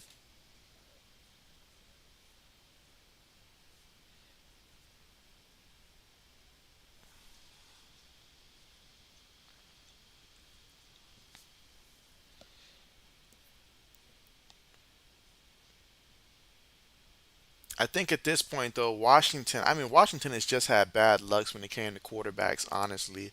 Just bad lucks. Every time they pick up a guy who they feel like is just going to come in and just stabilize the position, it has not happened.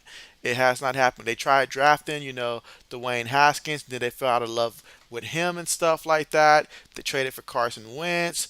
At one point then they tried Ryan Fitzpatrick also. I mean, they tried all kinds of things to just get a plug-in quarterback, and it didn't work. All right, so UB says he doesn't believe it. He doesn't believe it. He said that they are fluffing right now. So he's calling their hand right now that they are bluffing. And so I just can't believe it either. I can't believe it either. But Washington, if ever a team that would have the idea to go that route, I feel like Washington probably really does like that idea right there. But they shouldn't. They shouldn't. I feel like Washington is going to be the team that ends up taking Anthony Richardson in the draft because, I mean, barring some type of Lamar Jackson trade, which I do not think is going to happen, but that's the only way that I think that changes things if Lamar does get traded. But if he doesn't get traded, I think he just falls into Washington's lap, honestly, Anthony Richardson. I think he ends up going to Washington and being their quarterback. But outside of that, I mean, no free agent is willingly going to walk to the Commanders right now.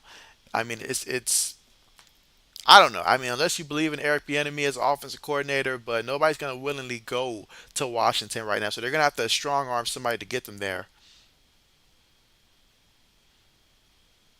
And I wouldn't do it. I would not. I would not go into the season with just Sam Howell as your quarterback.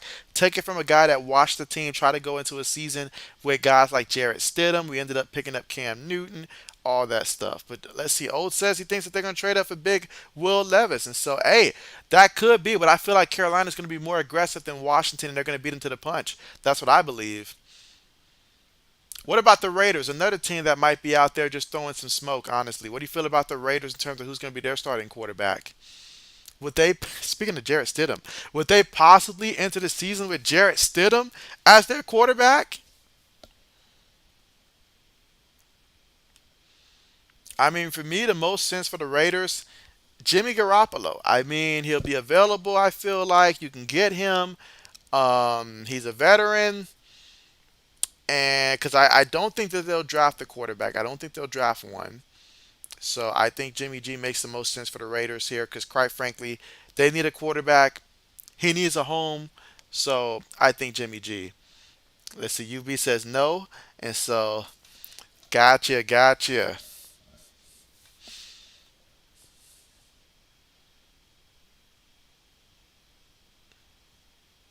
Yeah, they might want to introduce the Roughnecks to some super glue at halftime so they can hold on to the ball because this has just been way too many fumbles.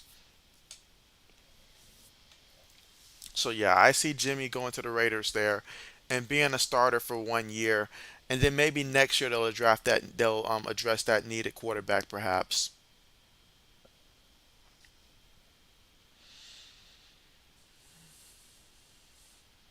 Again, not the move you want to probably make there. I can understand why some people may want Aaron Rodgers to go to the Raiders, but again, Aaron Rodgers to the Raiders. I mean, him and Adams that'd be great, but I don't see it bringing Super Bowls. So maybe they want to be a team that makes the playoffs consistently and get put out in the wild card round, maybe. But I don't know. If you're thinking long term, though, that's tough. That's tough. Let's see. Jimmy says you said UB says Jimmy G would then give Raiders both of the Pats backups, and so yes, it would. It would. It would. And seeing how Josh McDaniels swarmed to sign so many former Patriot players last year, knowing Josh McDaniels, he's going to give Jimmy a call. He will give Jimmy a call. I hate to say it, but Josh McDaniels, he's going to be fired after this year. I mean, the team spent all that money and brought in a guy like Devontae Adams. You don't bring in a big time receiver and then you get rid of the quarterback that he came to play with without a solid backup plan. And so I want to see Josh do good over there for the Raiders, but I don't think it's going to happen. He's going to get fired.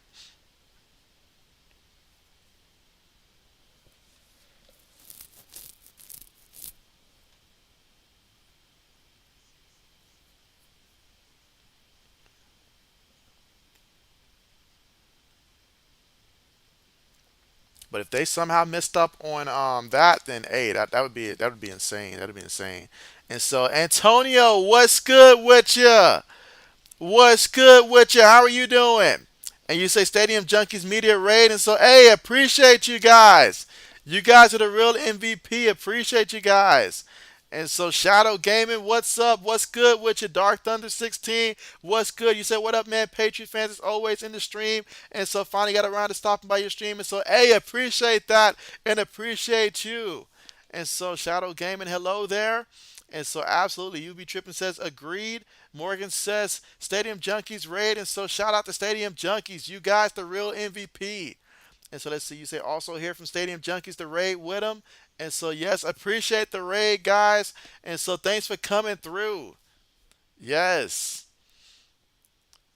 All right, and again, we've got the second half here back on the way in this one, in which the Renegades lead this one 14-11 so far in this one. And so, I mean, Houston, turnover city has been what they did in the first half there, particularly in the second half. Two muff punts, and then one in which the receiver just fumbled the ball before going out of bounds. And so, just bad luck in the first half, but let's see how they rebound here in the second half. First and 10, takes the snap here. Quarterback throws it there, and it's going to be completed by the back, and he's going to pick up a yard on the play with the catch. Second down coming up here, 2nd and 9 right now. And so if you're Houston, you want to pick up where you were in the first quarter there. Go out there. Don't worry about the mistakes of the first half. Just go out there and play. And so let's see. Black says, destroy my owner's furniture media raid. And so, what's good with you, Black? What's good with you? Let's see. Dark says, enjoy the game, man. And so, hey, appreciate that. And thanks again for coming through. Appreciate you guys. 2nd and 10 throws it, and that's going to be incomplete. Incomplete. Two defensive backs in the area. Third down coming up. So we got 3rd and 8 right now here in the third quarter. Again, first drive of the third quarter for Houston.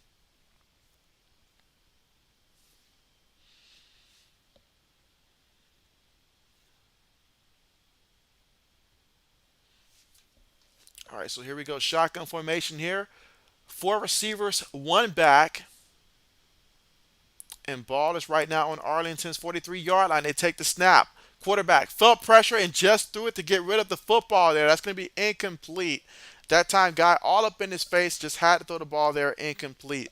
So not exactly how you wanted to start off there. That first drive coming out of the locker room there, that's going to bring out the punt unit.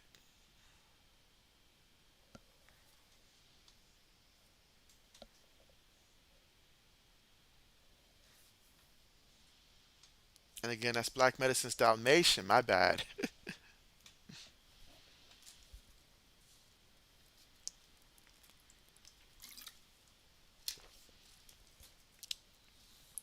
So 4th and 8, and before they can get the punt on the way, we have the referee stopping the play here.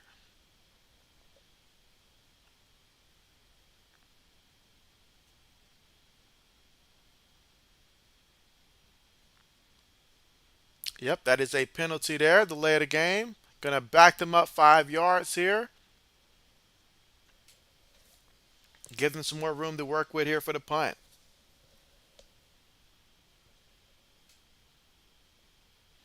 Yeah, I cannot imagine that Bill Belichick would allow players to be taking interviews during the game.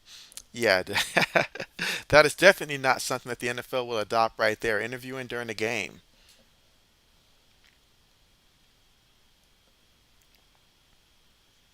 All right, punts on the way.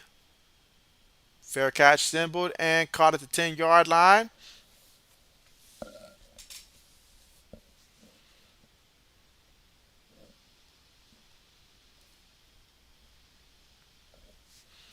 All right, so here we go. First drive here of the second half for Arlington offensively. And so, again, second quarter, they went 14 unanswered, and they're looking to continue where they left things off at.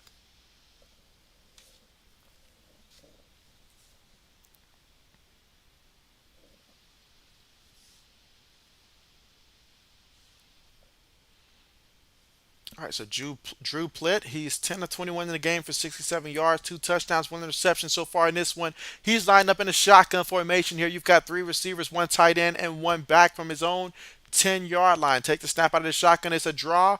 And so look at that. The back hasn't been, he wasn't even touched until about 12 yards in, and he's still moving his feet all the way to about the 35-yard line. Great display of speed and strength, but there is a penalty right now, so we'll see what they call. Let's see. Black says, I see you did a mock draft earlier. And so, yeah, I did two mock drafts earlier. Absolutely. Yes. Yes. Yes. What are your thoughts on that? But excellent job there by the big guys up front. They opened up a hole there. And that's just something that I've been able to say a lot in the first half about the offensive line. But as this game continues to go on, they're doing better and better here for Arlington.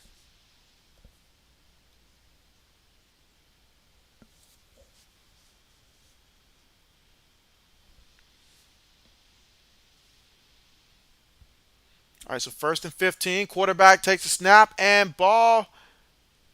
Well, looks like an incompletion there. So it's going to be second down. Ball tipped at the line. Second and 15 coming up.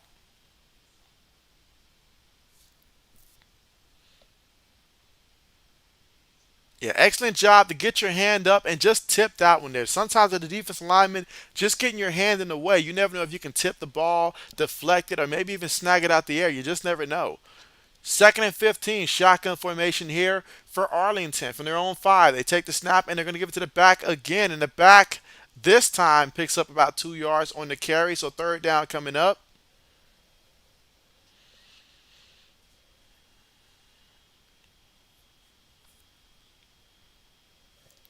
So third and 13 coming up.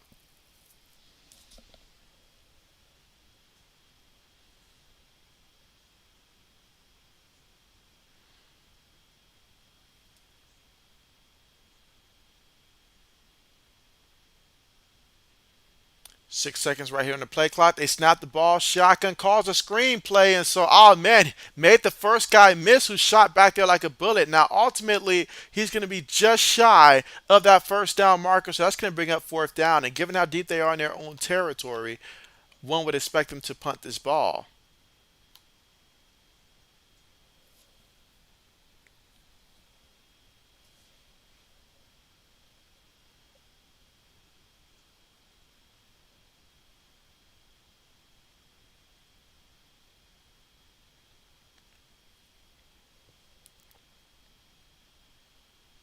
All right, so here we go. Fourth and one right now. Punts on the way. Kaufman's on 35-yard line. He's at the midfield already and brought down at about the 45-yard line here of Arlington. And so Houston starting off with great field position here for the second drive offensively of the second half. They trail by three, 14-11.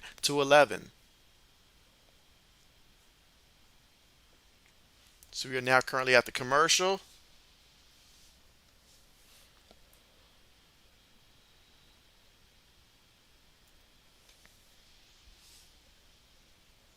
All right, meanwhile, looking at the poll here. So, seems like throughout 24 votes right now, we're the least confidence in Will Levis, at least collectively as a poll here on JB Nation. We got a lot of faith in CJ Stroud, I believe. Bryce Young, he started picking up some votes here late. Anthony Richardson got 17% here.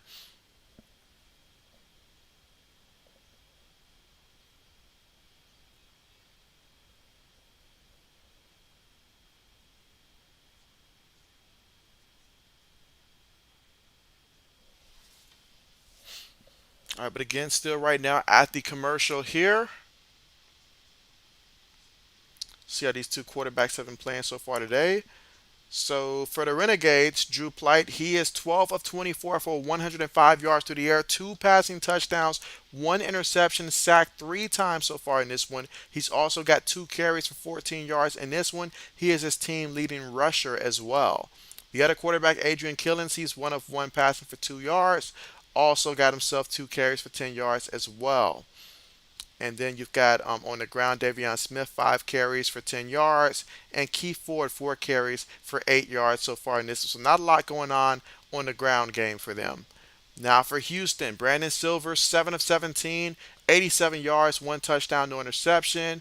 On the ground as a team collectively, they've got eight carries for 18 yards so far in this one. So not a lot happening on the ground for them either.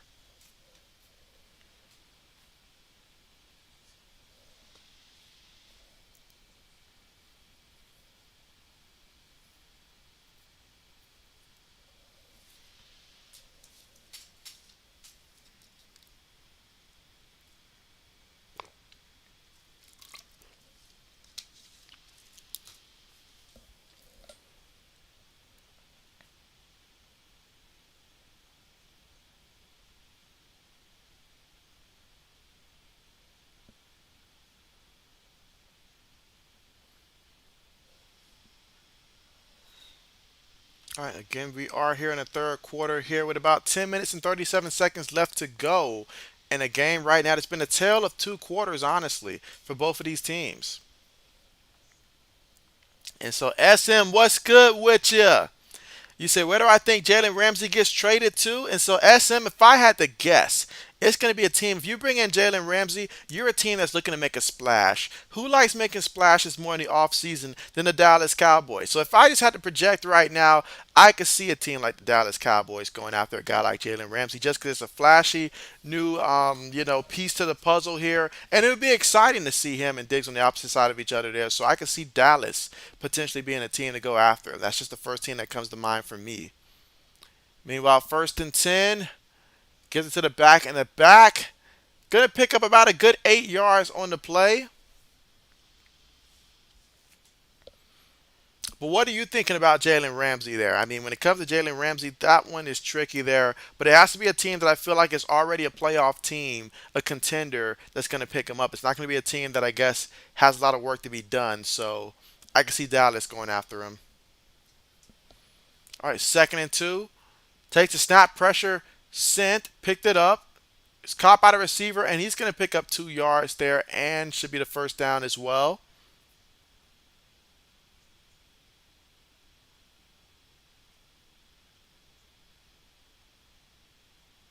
All right, so we got 9 minutes and 45 seconds left to go in the third quarter.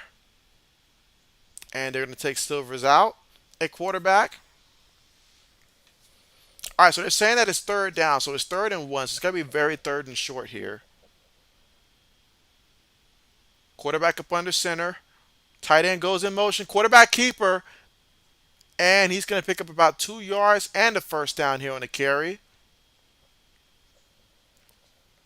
Let's see. Black says, well, that cancels out the Falcons.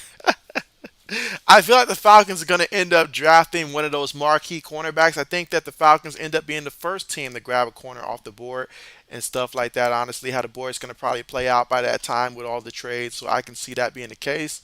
Either that or defensive end, the kid from Iowa, but I think they'll go cornerback with their first pick. All right, so quarterback keeps it himself here, and what a great decision. Some say that he's still running right now. I mean, he just went out of bounds there, but a great pickup on that play right there on the quarterback keeper.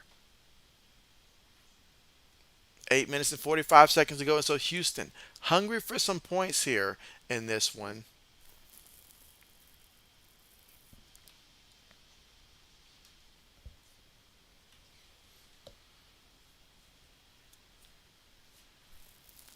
All right, but here we go. First and 10. Shotgun from the 15-yard line. Looking, throws it up there, and oh, just a little too far out there. He tried to put some touch on it, but clearly led him too far still. That was a nice attempt, though, to hit Lee out of the backfield.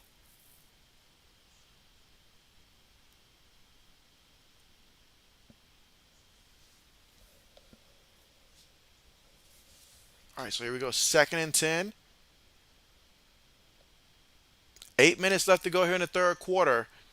Again, trailing by three, and so really an opportunity to score a touchdown, and it's been a minute for them, so they need to capitalize on this. Takes the snap out of the shotgun, in the pocket, throws it over the middle. That's going to be completed, and that's going to be a touchdown, Houston. So now the score right now is 17-14. What will they do? Will they end up opting to go for two here? Will they go for three?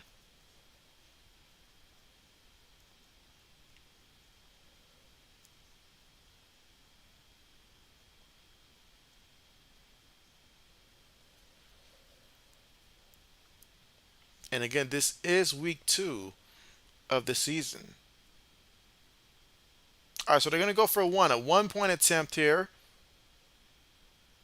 Shotgun formation, takes a snap, quarterback on the move, looking, and just throws it up there, and that's going to be incomplete. So they opted to go for one. Conservative choice there. Didn't work out. I probably would have went for three in that scenario. Let's see. SM says going for one is dumb. And so SM, that's what I was thinking. I looked at where they lined the ball up at, and I'm like, it's just a yard or two, guys. Like, you at least can go for two consistently in this type of a league, I feel like. Because if you're just going to still have to bring the offense out there anyways, you might as well go for two in that scenario. Maybe even three, since you're up by three right now. Try to make it a 6 point game. But, yeah, to go for one, I agree. Not the call I would have made.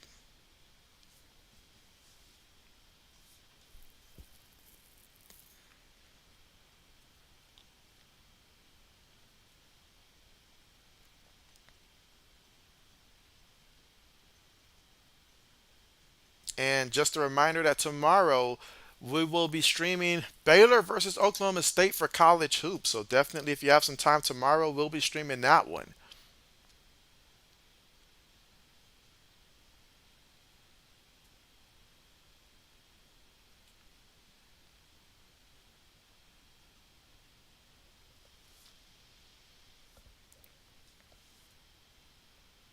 And again, we are currently right now at the commercial here, but Houston finally scoring a touchdown, getting some points here, which is really big for them. They've taken the lead here, and so aside from fumbles, fumbles has really just been their biggest issue so far all game long. It's just been fumbles there, but good to see them rebound here in the third quarter. So we'll see how the Renegades respond to the Roughnecks taking the lead.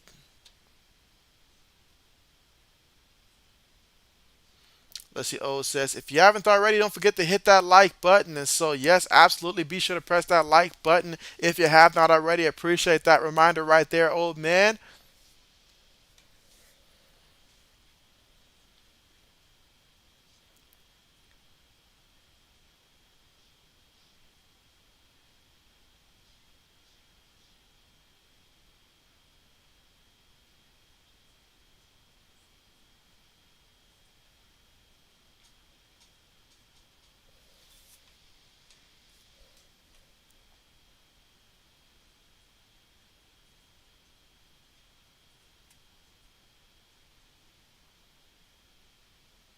All right, so here's a question I have for you guys. Over the last 20 years, so basically, let's just say since the year 2000, in your opinion, which organization in the NFL has been the worst organization in your opinion over the span of like the since the year 2000?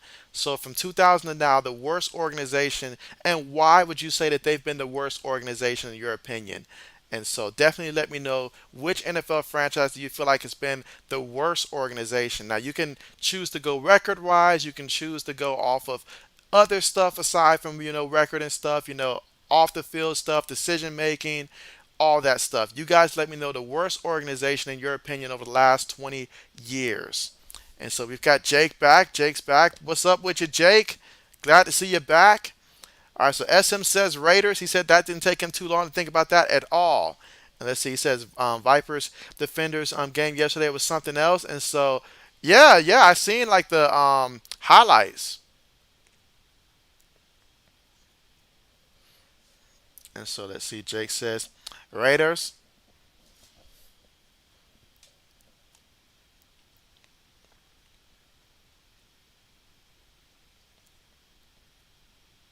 right. So again, we have a penalty here, and so I mean, for the Raiders, I mean, if we're going back 20 years and stuff like that, at the beginning of those 20 years, they had a couple good years, when they had, Jerry Rice, Rich Gannon, Charles Woodson, those guys, they had a pretty good, team with them, Tim Brown. But once those guys got old, I mean, they were already old, but once they started playing like they were old, Wad Wilson, they just aged out and they never recovered. They tried to move on with guys like Warren Sapp and stuff like that, but after that, they just completely just went into like just the dark hole and stayed in the dark hole. They peeped their head out maybe once or twice since then, but they've just been in the dark hole since then. They really have. But a pickup of 6 yards on the carry. Now we got second and four coming up here for Arlington, who's trailing by three right now, 17-14. Second and four, shotgun formation here. Let's see. Old says Bills overhyping their fans and media think that they're better than anyone, but haven't done nothing. And so, that's a fumble there. That is a fumble. If ever I've known a fumble, that is a fumble right there. Nice strip from behind there by the DN for Houston. And so now it seems the momentum is back on Houston's side. I mean, this game has had so many turnovers for both teams right there. But if you're Arlington, you didn't need that one right there. You just didn't need it. Let's see. All right, so Old says, but being 100, it's the Commanders for him. Still don't know how they still have the same team. And so, all right, so you say the Commanders there, and so absolutely, I can see a case, a strong case for the Commanders as well. I can absolutely see a strong case for them as well. Let's see. I'm thinking of other teams here, and so I mean, there was one point where I might have thrown Cleveland up there. There's one point that I might have thrown them up there, especially during the dark ages where they kept losing time and time and time again and stuff like that. Then the decision to bring in a guy with all the controversy that Watson had and give him a fully guaranteed contract where other teams said, nah, we're good. It just doesn't feel right. The Browns said, well, it feels right for them. And so another team to throw in the mix.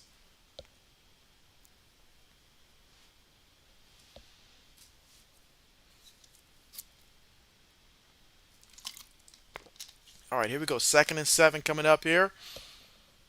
Shotgun here, four receivers, one back. Takes the snap, defense sends four. Steps up, and he's brought down from behind. Grab him by the collar. That's going to be a penalty right there. That's going to be a penalty. And so, Trey, what's good with you? What's good with you? How are you doing? And so you say my phone screen has the line, Rip, I'm sorry, Rip, I'm on my tablet now. And so, hey, appreciate you for coming through. And you say, Old says, what a bad fumble. SM says, where do you think Derek Carr should go? If I'm Derek Carr, I'm trying to go to the. I'm trying to either. Well, honestly, if I'm Derek Carr, I don't know how the salary cap situation looked for the Saints, and so I really would like to see the Saints if their salary cap situation worked out. If I was thinking purely from Derek Carr perspective, that's a place where you can go there and they have a great culture. They've shown that they can put together a competitive team. They can build a great defense. They can get you some weapons and stuff like that. So I personally, if I was Derek Carr, I would probably think about that. You can go there and possibly be the best team in the division. There's no Brady. Tampa Bay is going to get worse than they already were last year. I'm not afraid of Carolina or Atlanta. So if I'm Derek Carr, I probably would want to go there. Long term, I know the Jets seem exciting, but just as good as the Jets may be on paper, the Bills are still there. The Dolphins, if Tua can stay out of concussion protocol and stay like that and stay upright, and then the Patriots, they can get their offense going. So that's a tough. The AFC is tough.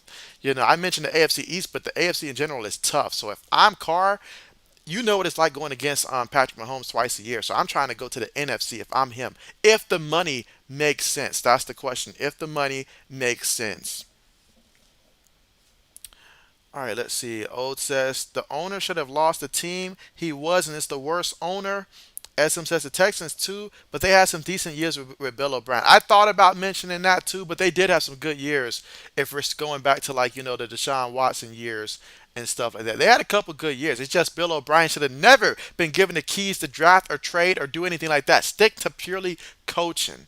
But some people they get too much power, and yeah, Bill O'Brien shouldn't be doing that. Should not be doing that.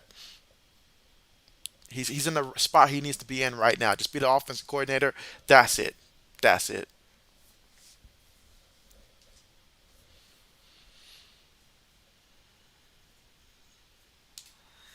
All right, let's see.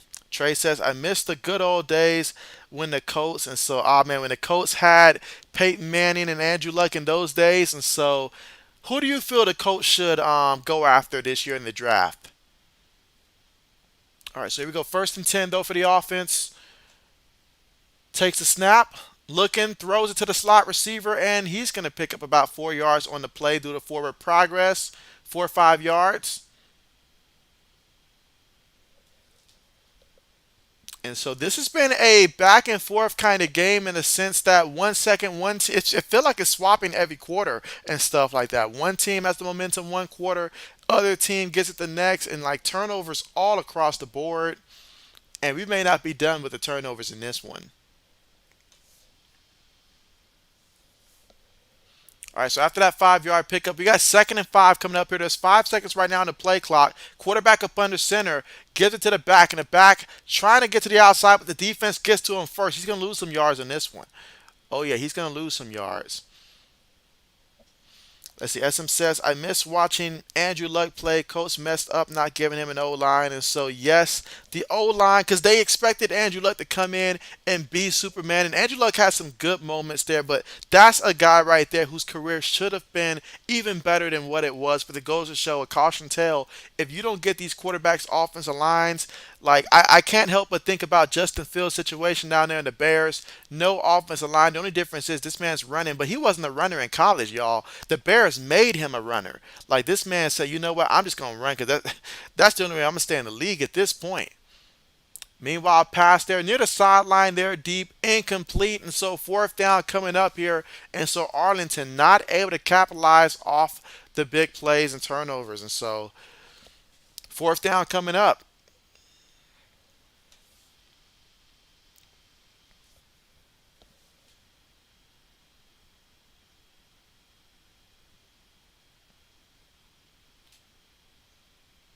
But yeah, under the right circumstances, we'd still be watching Andrew Luck play today under the right circumstances. Although Andrew Luck didn't strike me as the type of guy that wanted to play a super long time. But you could have seen a couple more good years for sure. And the Colts certainly do miss him at quarterback. All right, so caught from their own 24-yard line here, still running at the 30. Made a guy miss, but brought down at the 31-yard line. So that is where Houston will take over here in the third quarter with about 2 minutes and 56 seconds left to go in this third quarter. And let's see, SM says, imagine if the 49ers drafted Fields. And so it would be a field day. It would be a field day, absolutely. Speaking of the 49ers, though, I mean, I don't know what they need to do, but the 49ers, they got to get rid of that injury bug because that injury bug bites them way too often. That has been their kryptonite in all honesty. But yeah, 49ers, though, they need so many quarterbacks on the roster there. I mean, how do you go through all of your quarterbacks basically to where you basically got to beg a guy just to go out there and hand the ball off in the biggest playoff game of the year? All right, but first and 10, gives the ball to the back, and he's going to pick up about 2 yards on the play. I would love to see the NFL expand rosters, like expand it a good 10, 15, preferably 15 players on game day. I just really want to see the NFL go ahead and do that because, quite frankly, we need more active guys on the active roster, given how, the season's so long and stuff like that, all the injuries. I just want to see more guys suit up. And at the very least, for those guys, get those game day NFL checks, if nothing else. Even if they're just on the sideline, I'm okay with that. All right, 2nd and 8. Get it to the back on the draw, but he is met there. Great job by the linebacker. He was coming in on the blitz, but happened to notice the play, made the correct read there. Good job there. Third down coming up.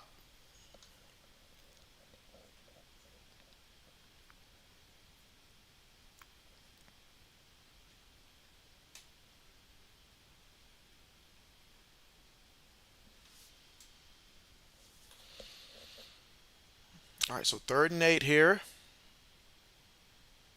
If you were Jimmy G, where would you try to go if you were Jimmy G? Meanwhile, pass there, incomplete there. I mean, he fired that one there. He fired that one there, but incomplete. Fourth down coming up. I mean, because if I'm Jimmy G and the Raiders tell me I can start, I'm going to the Raiders. I would also try to just inquire about, the Saints quarterback situation if I was him as well. But yeah, I mean, Raiders would be first choice there. If not them, if I had to go somewhere else and be a backup if I was him, then I'm definitely probably targeting a team like Miami because I hate to say it, but you'll get your opportunities to play down there in Miami. Punts on the way. All right. Oh my, terrible bounce though for the punt. Terrible bounce for the punt if you're punting it, if you're the punting team. All right. So SM says Jimmy G to the Raiders or the Jets. Let's see. Trey says Jimmy G going to the Ravens, and so this is the first I'm hearing of that one there. So Jimmy G to the Ravens there, and so that would be interesting. I wonder Jimmy G to Carolina, would that be a possibility as well? I mean, Jimmy should have plenty of options this year. I know we said that last year, but last year he was actually injured. Well, he's injured there, but it was an injury that lasted quite a while into the offseason, is what I mean. But we'll see how the offseason plays out. I am ready for it. I am ready for it. All right, so first and 10, and they're going to toss it to the back. Cuts up, makes one guy miss, keeps his balance, and brought down after he picks up about 3 yards on the play. Brought down at midfield. And so, yeah, emotions are running pretty high in this game.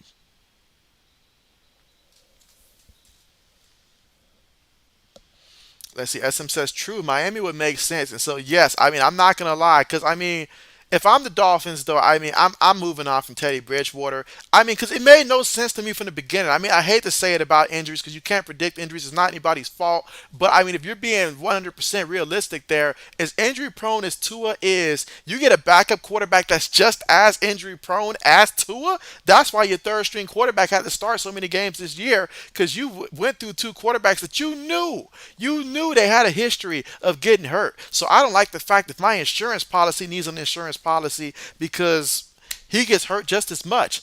And some of these games, Teddy got hurt just by stepping on the field. It felt like, I mean, it'd be 1, 2 plays, he out, he done. And when he get hurt, it ain't no, oh, I'm coming back in. No, it's I'm shutting this down. So Teddy Bridgewater may not be like the answer as the backup quarterback for the Dolphins. They need to look elsewhere.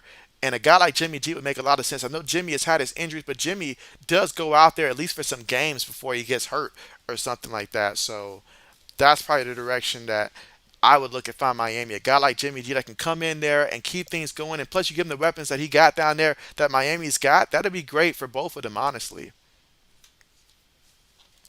Trey says Jimmy G to the Patriots, and so the only way that would make sense, I feel like, is if the Patriots decided to move on from Mac Jones, because you already got Brian Hoyer to be the veteran there. Bailey Zappe showed that he looked decent, so you can still working on him as a backup. So the only way I make that move is if I end up trading Mac Jones, and the only person that's probably going to trade for him would maybe be the Raiders, and that would be a crazy scenario, but that's like the outside chance if Bill Belichick really is as fed up as the media wants us to seem that he is with Mac Jones. But I don't think that happens. But that's the only way I consider it if I'm Jimmy G. If I'm going to be a backup, it's not going to be to someone like Mac Jones. I'm sorry. I'd rather go to the Dolphins there, where if Tua just keeps getting hurt, I come in, insert, and be that guy with the weapons that they have and have the success there.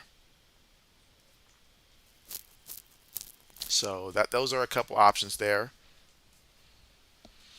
Let's see. Trey says the NFL needs to protect the quarterback on helmet contact, and so if they can find the way, because I am highly concerned about Tua. I mean, we saw it live last year. It could have been way worse than what we saw, and we saw this man get hurt like 3 times throughout the course of the season and stuff like that. So it was something that really, really, really, like when you seen it happen at that moment, like it just that's something you don't want to see happen in the game. We know injuries are a part of it, but protecting a guy like Tua, they've done such a good job compared to the past. That's why a guy like Tom Brady was able to play as long as he was able to play. He was the first to say it. I remember early in Tom Brady's career how guys used to hit you back when the Dolphins had guys like, Jason Taylor, Zach Thomas. Back when the NFL let you hit quarterbacks and stuff like that. And there's no way a guy would have been playing as long as Tom Brady has been playing with those types of rules. So I've seen improvement from the NFL, but we still need even more when it comes to like those head type of injuries. If we can just eliminate that part of the game somehow, I mean, they'll never be a perfect solution when it comes to the NFL and injuries and stuff like that, but those head injuries, those are ones that we've got to avoid. Let's see, SM says they'll keep Mack. He's familiar with O'Brien. Let's see, Trey says, and cornerback. And so, yeah, absolutely, absolutely, absolutely. What are some rule changes that you guys would like to see the NFL adopt or change? Some rules that you feel like may be overdue, or just some rule changes you guys want to see the NFL at least consider? Throw out some ideas, that you guys would like to see changed in the NFL. And so, Jack, what's good with you, Jack? How are you doing? Appreciate you for coming through. And so, uneducated sports talk. Love the name there. How are you doing? What's good with you? How are you guys doing? Let us know your favorite teams here, but appreciate you guys. And so, Infinity Products, what's good with you? What's good with you? And so, we got the raid going. Hey, that's what's up. That's what's up. You guys are the MVP. Absolutely. Daniel, what's good with you? Meanwhile, we got the play there, and that looks to be a first down here. So nice first down pickup here. So what a good game here. Arlington down by 3 points here, just to pick up the first down here at the start of the fourth quarter in this one. And so Discover Music Man, what's good with you? You say any free stream? And so well this one I'll let Old respond to that one in terms of any free streams on that one there in terms of watching this game here, but none that I know of. And so Trey says the NFL needs to protect players. We don't want to have DeMar Hamlin all over again. And so yeah, that scenario right there was absolutely like one of those like unexpected, something that I had not seen before in watching any sport. So that was extremely scary, extremely. But yes, appreciate you guys with the raid, UST raid. And so you guys are the real MVPs. And let's see, Jack says you're a Texans fan. And so, hey, that's what's up. That's what's up. What quarterback are you hoping that the Houston Texans end up selecting? Let me know that. All right, here we go. First and 15. Gives it to the back. And the back stumbling forward, picks up a tough 4 yards on the carry. We got second down coming up here, second and about 11 here in the fourth quarter. And so, and again, in this game right here, it has been a story of turnovers. Turnovers has been the biggest issue for both of these teams here, whether we're talking fumbles, muff punts, or interceptions. Turnovers has been the story here. And here in the fourth quarter, it's going to come down to who can convert on third downs. Because third downs, yeah, if you can convert on third downs and keep these drives going here, that's what's going to make the difference. But right now, second and 11, shotgun formation, four receivers, one back, takes the snap, looking, throws it kind of low, incomplete there. He had a guy, but the ball was a little bit low there. Third down coming up. And let's see, Trey says it happened in the NBA, and the NBA solved the problem. And so, yes, NBA does I'll give the NBA credit when it comes to many of the issues that they face. They at least put solutions out there. Like it or not, they will at least put solutions out there and try to find something that works. And the way that they handled, the COVID as well, that was pretty well in terms of how they were able to get together. And even though it was in the bubble, and we say bubble championship for the Lakers, but ultimately in that scenario, they did a pretty good job with that as well.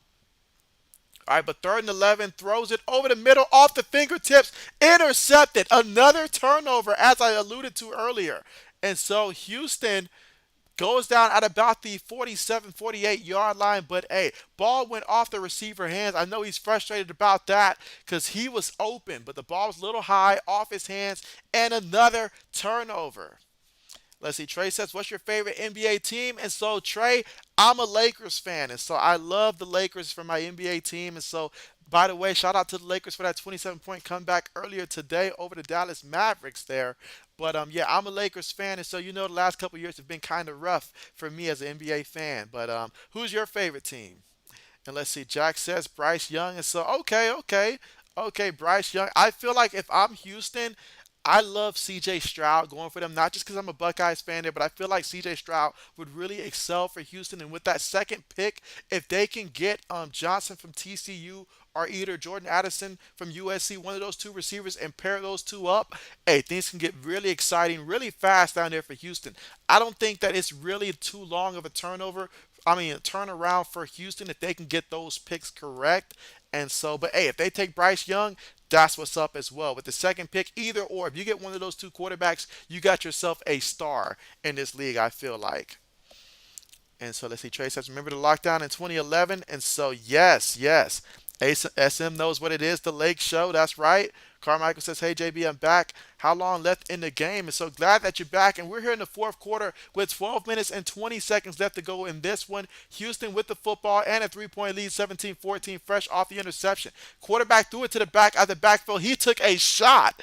And matter of fact, the running back took a hit also, but that quarterback took a shot on that pass, and he got up from it. Third down coming up.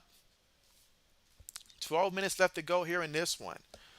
And so let's see. Trey says the Lakers and the Pacers. Okay, bet. Trey says his favorite new player is Zion. Okay, so Zion Williamson, my brother, he was huge on Zion Williamson. He used to be a LeBron fan, swapped over to Zion Williamson. And so absolutely, absolutely. For me, I feel like Ja Morant is the guy that I root for probably more than anyone else. Probably the first player since Kobe Bryant that I really root for in terms of Ja Morant having success. I like what he does on the court. I like the energy that he plays with. And so, huge fan of Ja Morant. But there's a lot of guys out there to love. I love watching Luca play. At first, I feel like Luca was someone that just grew on me in terms of watching him play. And then you got Kyrie out there. He's an artist with the basketball, and I'm hoping that he joins the Lakers next year. Really hoping that turns out to be the case. So there's a few guys now that I'm starting to, root for more and more. All right, but here we go. Five wide, threw it over the middle, hit his receiver, made the first guy miss, brought down, but they are in Arlington side of the football field about their 47-yard line. And so let's see. Jack says, "Do you like my full name?" And so, absolutely, absolutely. Let's see. Carmichael says, "Will the fantasy draft be held a day before the first NFL game again?" And so, Carmichael, it'll be probably a day or two in front of it. It'll be about the same time frame as last time. So yeah, you can bank on that. All right, so out of the shotgun, gives it to the back, and the back off the right guard picks up about 3 yards on the carry. Second down coming up here, 2nd and 7. Again, Houston leads this one 17-14 here in the fourth quarter, and we got about 10 minutes and 32 seconds to go in this one. Both teams with all three timeouts. Let's see. Trey says Zion is good, but he needs to take care of his body. And so he does need to take care of his body. And so do I like Steph? And so I love Steph Curry in terms of what he means for the game. Now, I'll admit, I was anti LeBron James before he joined the Lakers, and so I kind of like what the Warriors had did up until Kevin Durant had joined forces with them. Now, that period, I feel like I wasn't really rooting for them after that, but I do appreciate what he means to the game, and I got a lot of respect for him. And so I guess he's not one of my top five players, but I do like him. I don't dislike him. And so, Johnny, what's good with you? What's good with you? How are you, Johnny? Love to see all the new faces here. Love to see it. And so let me know who your favorite teams are, whether we're talking XFL, NFL, NBA, college, all the above. Let me know. And so that's going to be a first down run there for the running back. He went out of bounds there, but a first down picked up. So, I like what I'm seeing here, especially in the fourth quarter. The ability to run the ball is so critical, to run the ball and move the chains and just have that balance, especially late in the games. But you got to protect the rock because we've seen way too many fumbles, especially from this team. So holding on to the football is priority number one, first and foremost. And let's see. Carmichael says, Johnny, I see you're a Penn State fan. And so, yes, I see it too. I see it too. And so, I'm a Buckeyes fan, but keeping it in the Big Ten. So, I'll give you that. Meanwhile, deep pass there, receiver. Oh, man. By himself. It don't get no more wide open than that. You got your receiver there wide open there. And so, I get it. That press was great. Contact before that. But, man, if you could get that ball to him there, nobody else was near him. Ah, man, just ouch. That's one that you want back. That's one that you want back. And let's see. Johnny says he likes the Eagles, Penn State, Phillies, Heat, and Defenders. And so Heat, Mr. JB liked the Heat as well. So yeah, my father, Mr. JB, he likes the Heat as well. So I know that he's happy to see someone else here that like the Heat. As Carmichael says, Eagles, Johnny, wrong Pennsylvania team. And so,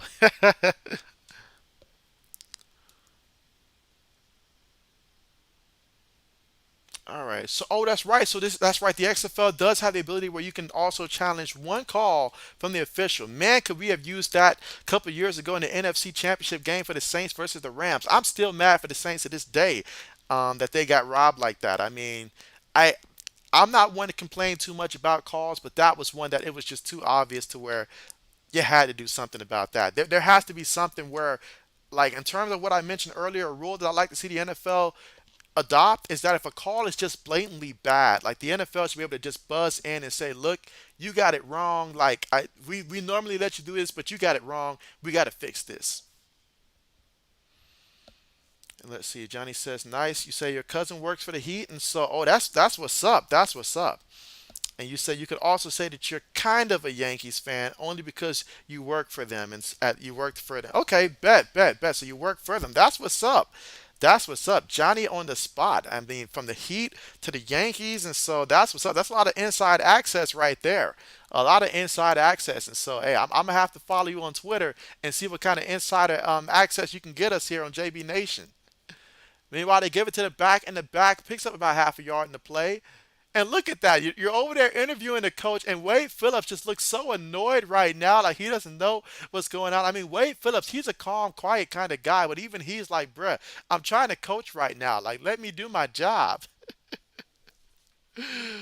Oh, good old Wade Phillips. Wade Phillips. I mean, I'm not going to lie. If I'm a high school player, Wade Phillips is the kind of coach that I want coaching me. If I'm a good player, honestly, if I'm a player with a bit of an ego, I'd rather have Wade Phillips coaching me because I know he's not going to, probably not going to grill me and stuff like that. So, but deep pass and oh my goodness, interception. Now, there is a penalty. There is a penalty. But if the penalty has nothing to do with this interception, my goodness, have we seen turnovers in this one? Wow. Let's see, Carmichael says that his dad is an Atlanta Hawks fan, and so okay, how does he feel about their new coach? How does he feel about their new coach? All right, so that's going to be on the defense there. That's going to be on the defense there, so they will gladly take that penalty right there.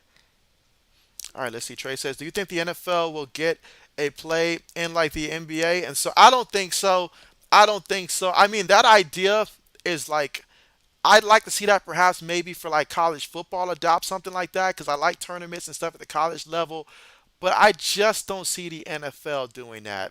At least not anytime soon. But I don't think the NFL would do a play-in game like that. But now that you mention it, it would be a great opportunity to give the other teams one extra week in between the start of the playoffs to rest and stuff like that. But I don't see that being adopted there. But I'm not completely opposed to that idea. Now that I think about it, I'm not opposed to it. All right, so the back trying to get outside there may have lost maybe half a yard on the play. And again, 7 minutes and 25 seconds left to go here in the fourth quarter. Houston up right now 17 to 14. Let's see, Johnny says, well, the Rail Riders, the AAA team for, I'm sorry, AAA team for the Yankees, but it's still cool. And so, hey, yes, it is cool. It is cool. I worked for University of Alabama, Birmingham a couple years ago. I also worked for the Atlanta Motor Speedway at one point. And so those are the two organizations that I did work for in terms of sports. And both of those were selling tickets. At the University of West Georgia, I did get an internship there back when I was in going from getting my bachelor's. I got my internship there pretty much in sports information. So a little bit of sports background there. All right, but nice completion there across the middle. And so now we got ourselves first and goal right now. So first and goal, an opportunity to try to make this a two-score lead right now. And the way that both of these teams have been turning the ball over, that'd be huge. But so far in this possession, 6 minutes and 25 seconds. They snap the ball to the shotgun. Quarterback opts to keep it himself here, and he picks up about 4 yards on the play. That's going to make it second and goal here, about 6 yards away from the end zone. Let's see. Carmichael says he is okay with the coach. He hopes he helps them start winning more than losing. Let's see. Trey says they need to put an 8 versus 7 seed for the NFL, and 1 to 2 gets the bye week. And so I do miss the top two teams getting the bye week. I mean, I feel like as a Patriot fan, having the first two teams get the bye week was so huge for us. Even years that there was a team that would finish above us, just getting a bye week, that was still so huge during that run. And so looking at how the rules have changed now, I can see how that would probably alter a couple scenarios. All right, so they run the ball there, pick up a couple yards on the play. We got third down coming up though. Again, 5 minutes and 20 seconds left to go here in the fourth quarter. A chance to make this a two-score game here.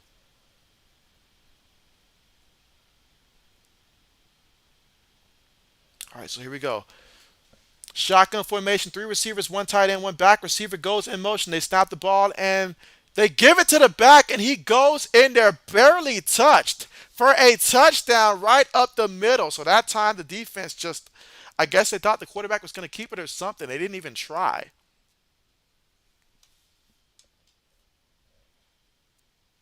Let's see. Johnny says, my next stop though is hopefully the Eagles, which is your dream job. And you say you have a pretty good shot because your old rail rider boss works there. Nice. And she said she could try to get you there once you're old enough and so you're 15. And so, hey, getting that experience right now at this age, that is huge. And that's going to go a long way. I've seen it myself. And so getting that experience and making connections, that's the most important thing throughout everything you do is just making those connections because later on, when people get promoted, switch jobs, it pays off. Meanwhile, the 1 point attempt, which I don't know why teams are being so conservative going for one here, but the 1 point attempt is no good.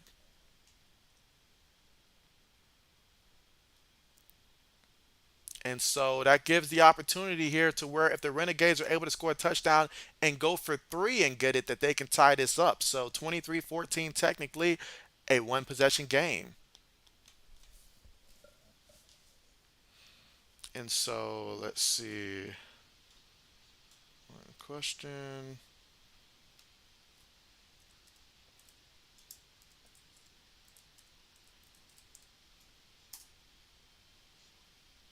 All right, so just 1 second here. And again, we are at the commercial right now.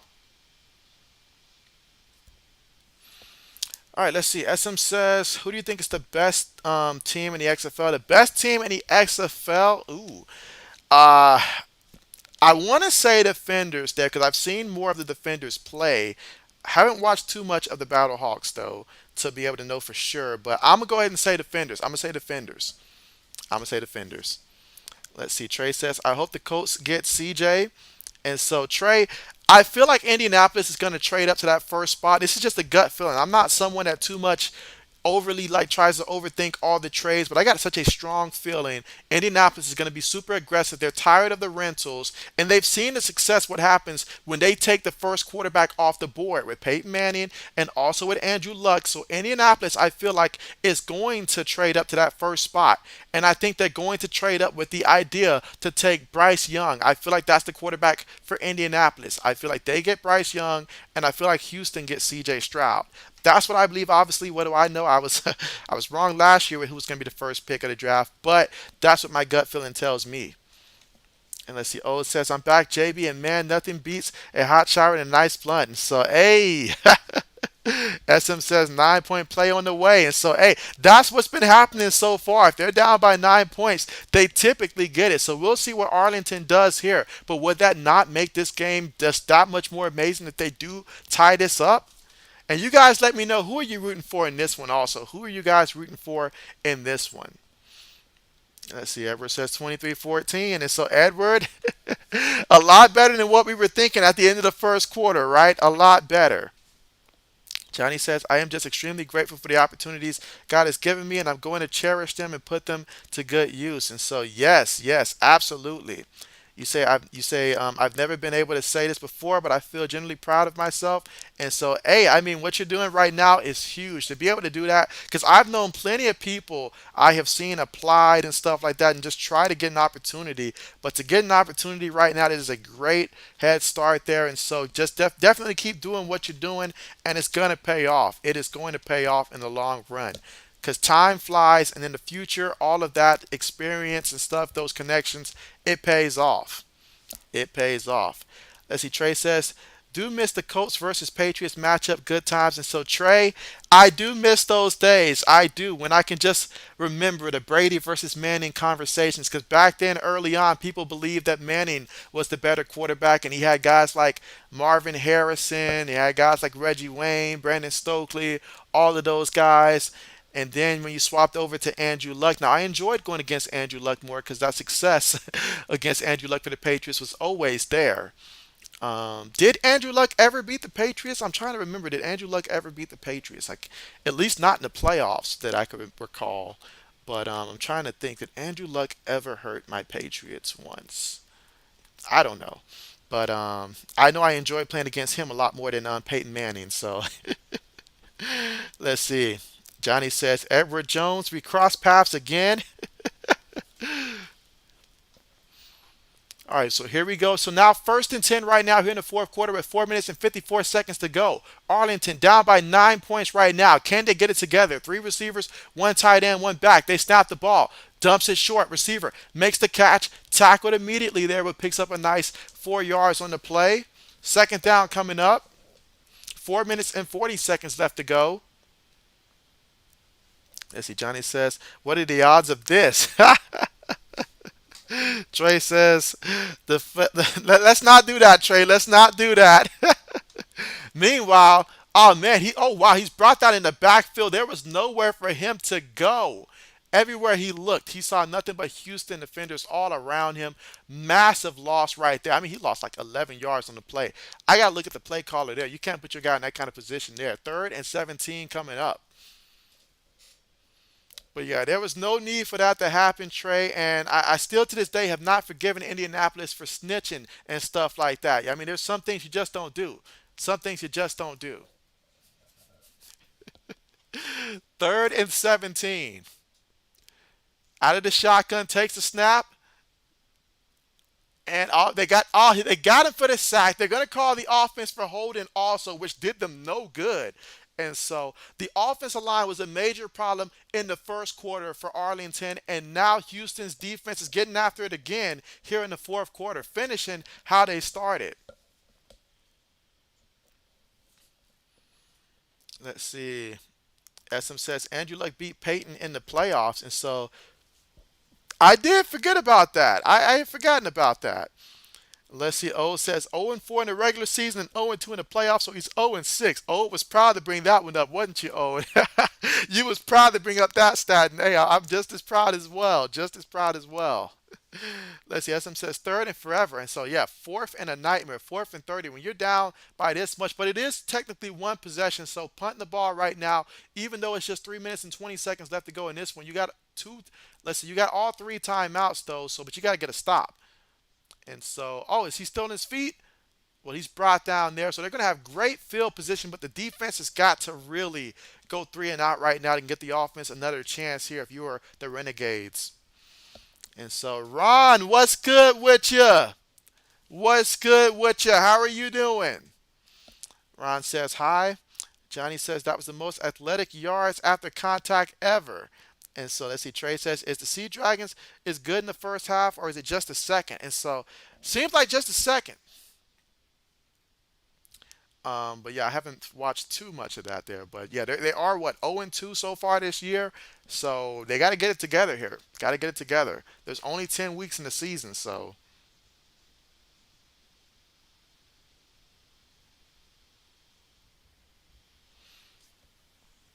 but who do you guys think so far is the best team of the XFL, at least so far from what you've seen? Who do you guys believe to be the best so far? And man, look at the poll right now. So out of 40 votes deep, CJ Stroud leading at 38%. Bryce Young's got 30% here. Anthony Richardson, 22%. Will Levis, 10%. Johnny says, Ron, how are you? And so this feels like a reunion right now. It feels like a reunion.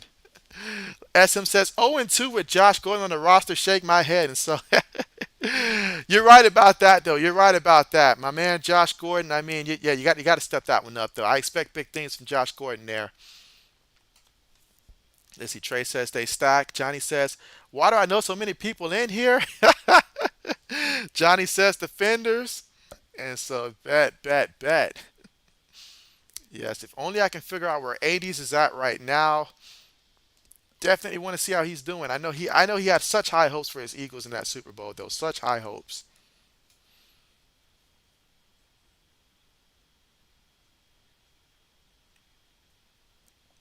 And just a heads up to everybody, I know March is literally going to be starting middle of the week. And so make sure that you guys do tune in for March Madness as well.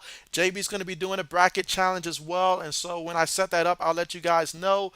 Obviously, once we get closer to March Madness. So make sure you guys are doing your homework on these teams and that you guys are ready to see how we all fare this year when it comes to our bracketology and stuff, in which JB plans on winning. Let's see. SM says Roughnecks run the XFL, sadly. And so, hey, I mean, right now they're winning this one. They are winning this one. And you say since 2020, since 2020.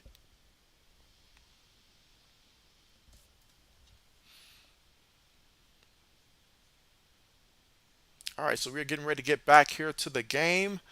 I see a Houston Texans fan up there. Again, these two teams here from the state of Texas.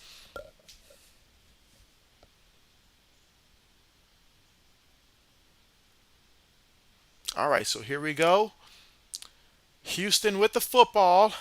First and 10, 3 minutes and 10 seconds left to go. They've got two timeouts while Arlington has three timeouts, down by nine. Takes a snap out of the shotgun. Quarterback's going to keep it himself. And he's going to pick up 2 yards on the play. Second down coming up here.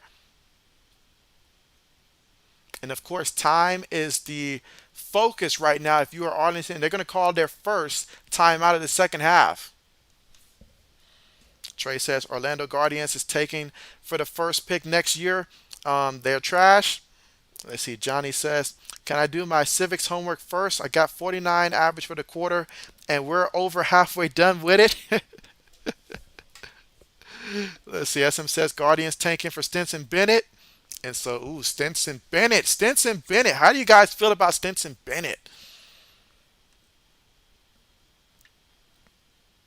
All right, so here we go. Shotgun formation here. Takes the snap.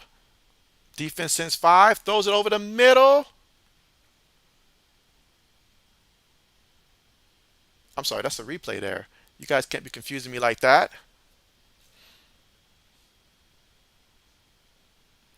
All right, so they give it to the back this time, and the back met by defenders here. So picked up a yard on the play. Third down coming up. And so, again, time is the concern here for Arlington here. So third and seven, you got an opportunity. If you get a stop right here, that's great. You'll give your offense enough time.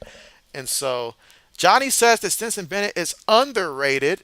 And so I like his composure a lot. I mean, obviously, wherever he ends up at, if he just goes to a team, for me personally, day three, someone like, if I'm the Saints, maybe I'm thinking day three, a team like the Saints pick him up. And he doesn't have to have the pressure, obviously, to play no time soon. Just learn. And then when the time is right, I feel like that's a great place for him. So a team like the Saints is a team that I feel like he can excel with.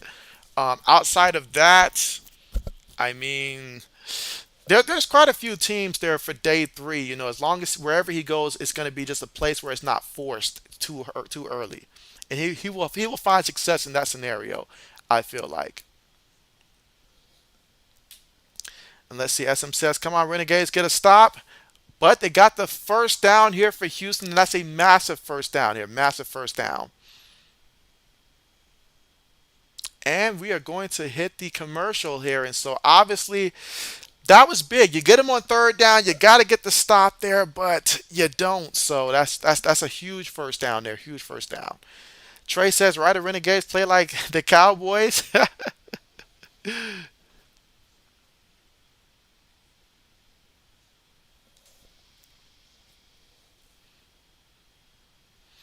Let's see. Johnny says, "Should a Bucks start Kyle Trash?" No, no, no. Plain and simple, no. That's JB's answer. No. I mean, not if they plan on winning. Not if they plan on winning. No. Kyle Trask is not that guy. I don't even think he was quarterback two. Was he really quarterback two? I know they played him sometimes to give him some reps, but I feel like if they had this to come down to it, like Blaine Gabbert was going to be their guy. I don't think that Kyle Trask is that guy for them. I don't think that when anybody drafted him, I did not have the expectation that he was going to be a franchise quarterback. They were just hoping that maybe he would have turned out to be that guy. But no, I don't think Kyle Trask is the answer. If you're Tampa Bay, you're looking to find another quarterback. But who, if I'm Tampa Bay, I'm trying to see what Jimmy Garoppolo's asking for. Probably start Jimmy G. If we can get him for Tampa Bay, outside of that, they're going to have to get really creative to find their quarterback.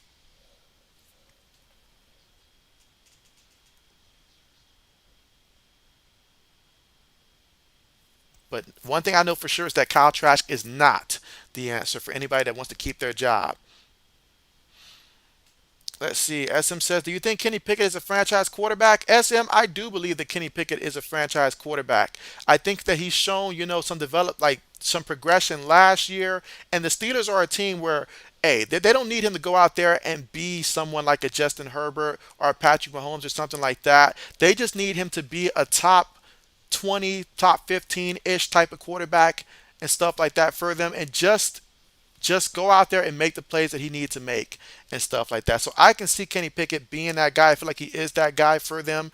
Good move. He's only going to get better. And so, yeah, Pittsburgh was the perfect place for him. Perfect place for him. And so, yes, Kenny Pickett, franchise quarterback. And Pittsburgh's always going to draft, in that second, third, fourth round, some receivers that keep him some weapons and stuff like that. So I feel like he'll succeed. Trey says Tom Brady going to the XFL next year. Wouldn't we all love to see that? Wouldn't we all love to see that? Let's see. Johnny says Jimmy G is the best quarterback on the market. He's one of two active quarterbacks with multiple rings. There's Jimmy G and Patrick Mahomes. And so, yeah, Jimmy, if the Raiders need to really, really invest in getting Jimmy Garoppolo there. He's going to be that quarterback that you can get because, quite frankly, other than that, you're going to end up with a bad situation. Bad situation. Now, you can try to draft a quarterback, but let's be real. Devontae Adams did not come for you to draft a rookie quarterback, and you'll probably end up drafting a project at that. So, nah, get Jimmy G in there and let him at least keep Devontae Adams happy. Let's see, Johnny says two in 2015 and 2017 with the Patriots. And so, yeah, he might have even sparked the fire behind Tom Brady to get one of those rings. All right, meanwhile, Houston still plowing away here. McDonald is not afraid to hold that ball and to take these carries. And he picked up 8 yards on the play. Second and two coming up here. A minute and 53 seconds left to go in this one. Houston knows the mission, the assignment. Let's see, Trey says, I forgot Jimmy G got a free ring. Oh, it says, well, Jimmy G did earn those rings. He kept those benches nice and warm. And he kept Tom Brady motivated. I'll say that. He kept Tom Brady motivated. I mean, someone that even made Tom Brady to the point to where he's like, look, you got to trade Jimmy G. I didn't know Bill's crazy enough to do something like that. So gives it to the back and the back up the middle. Picks up about 2 yards on the play. Let's see. Johnny says he hit the bench really good for Thomas Edward Brady. I can hear Skip saying that.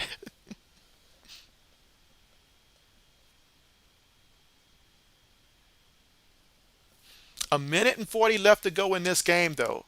Again, Houston up 23-14 right now.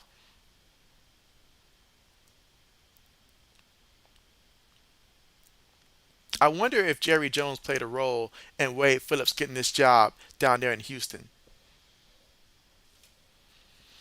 Let's see. SM says it's great to see Wade Phillips coaching again. And so, yeah, I do like it. I mean, the guy is definitely a brilliant coach. Obviously, it didn't work down there for the Cowboys because the Cowboys were just stuck on inconsistencies during that time frame. But I do like him as a head coach.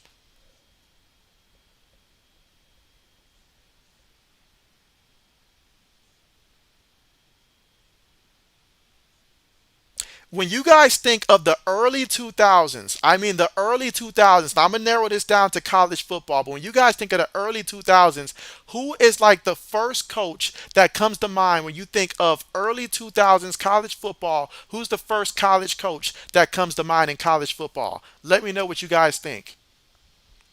First coach that comes to mind when you think college football early 2000s.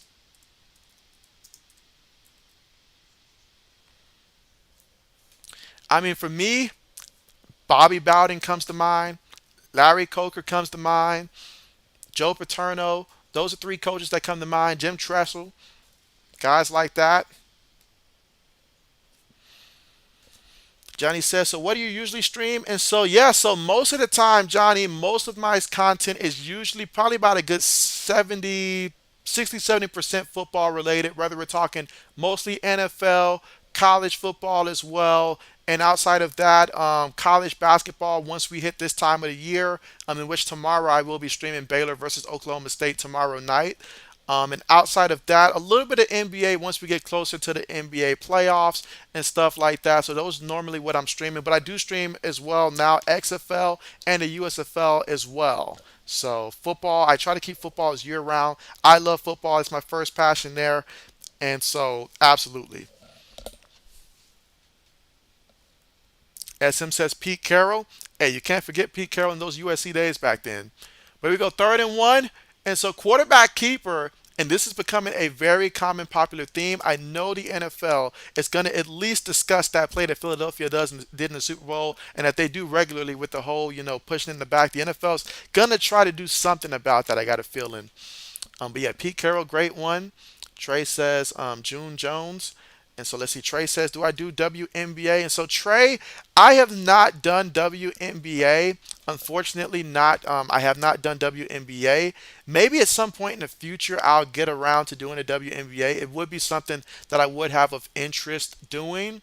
Also, the college women's college basketball. I'm already thinking maybe I might be able to sneak in something come tournament time, but I have not done it yet. I have not done it yet.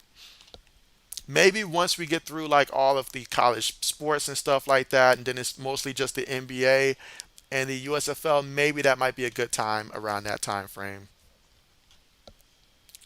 All right, but 2nd and 14 right now. Arlington's got no timeouts here, and so Houston got to give them congratulations here on this one.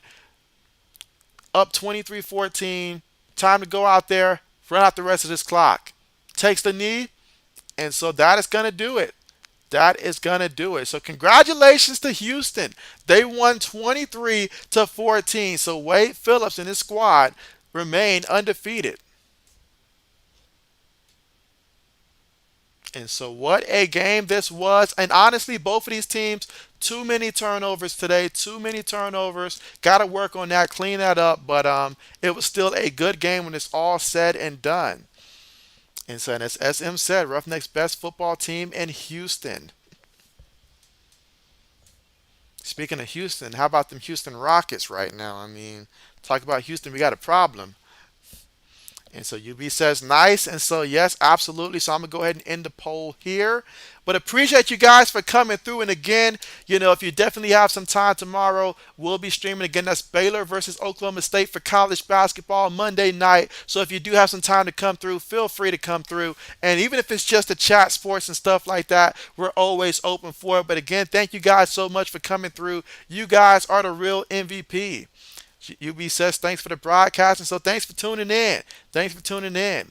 O says good game, better stream like always, JB, and so appreciate that and appreciate you as always. So yes, and absolutely. And if you guys haven't done so already and you feel like it, also feel free to check out my mock drafts I completed earlier today. I did 2 mock drafts, one for the Patriots and then one for the entire first round. So definitely check it out. And if you have your own mock drafts that you want to upload as well, do that also. But appreciate you guys. SM says you voted for Anthony Richardson, and so okay, bet. Hey, if Lamar Jackson does get moved and Anthony Richardson becomes available for the Ravens, I would really love to see that for him also. Everett says good night, gotta go. Yeah, good night to you. Good game, absolutely, yes. This was fun as always. And again, next Sunday, same thing. Expect to have another XFL matchup. Not sure which one yet. I know they got 3 coming on next Sunday. But in terms of XFL, yeah, next week Sunday will be my next one for the XFL. Trey says Renegades fans is gonna say the refs, and so gotta say something, right, Trey? Gotta say something, absolutely. So absolutely. But yes, thank you guys so much for coming through. Gonna go ahead and end the stream now. But again, thanks again for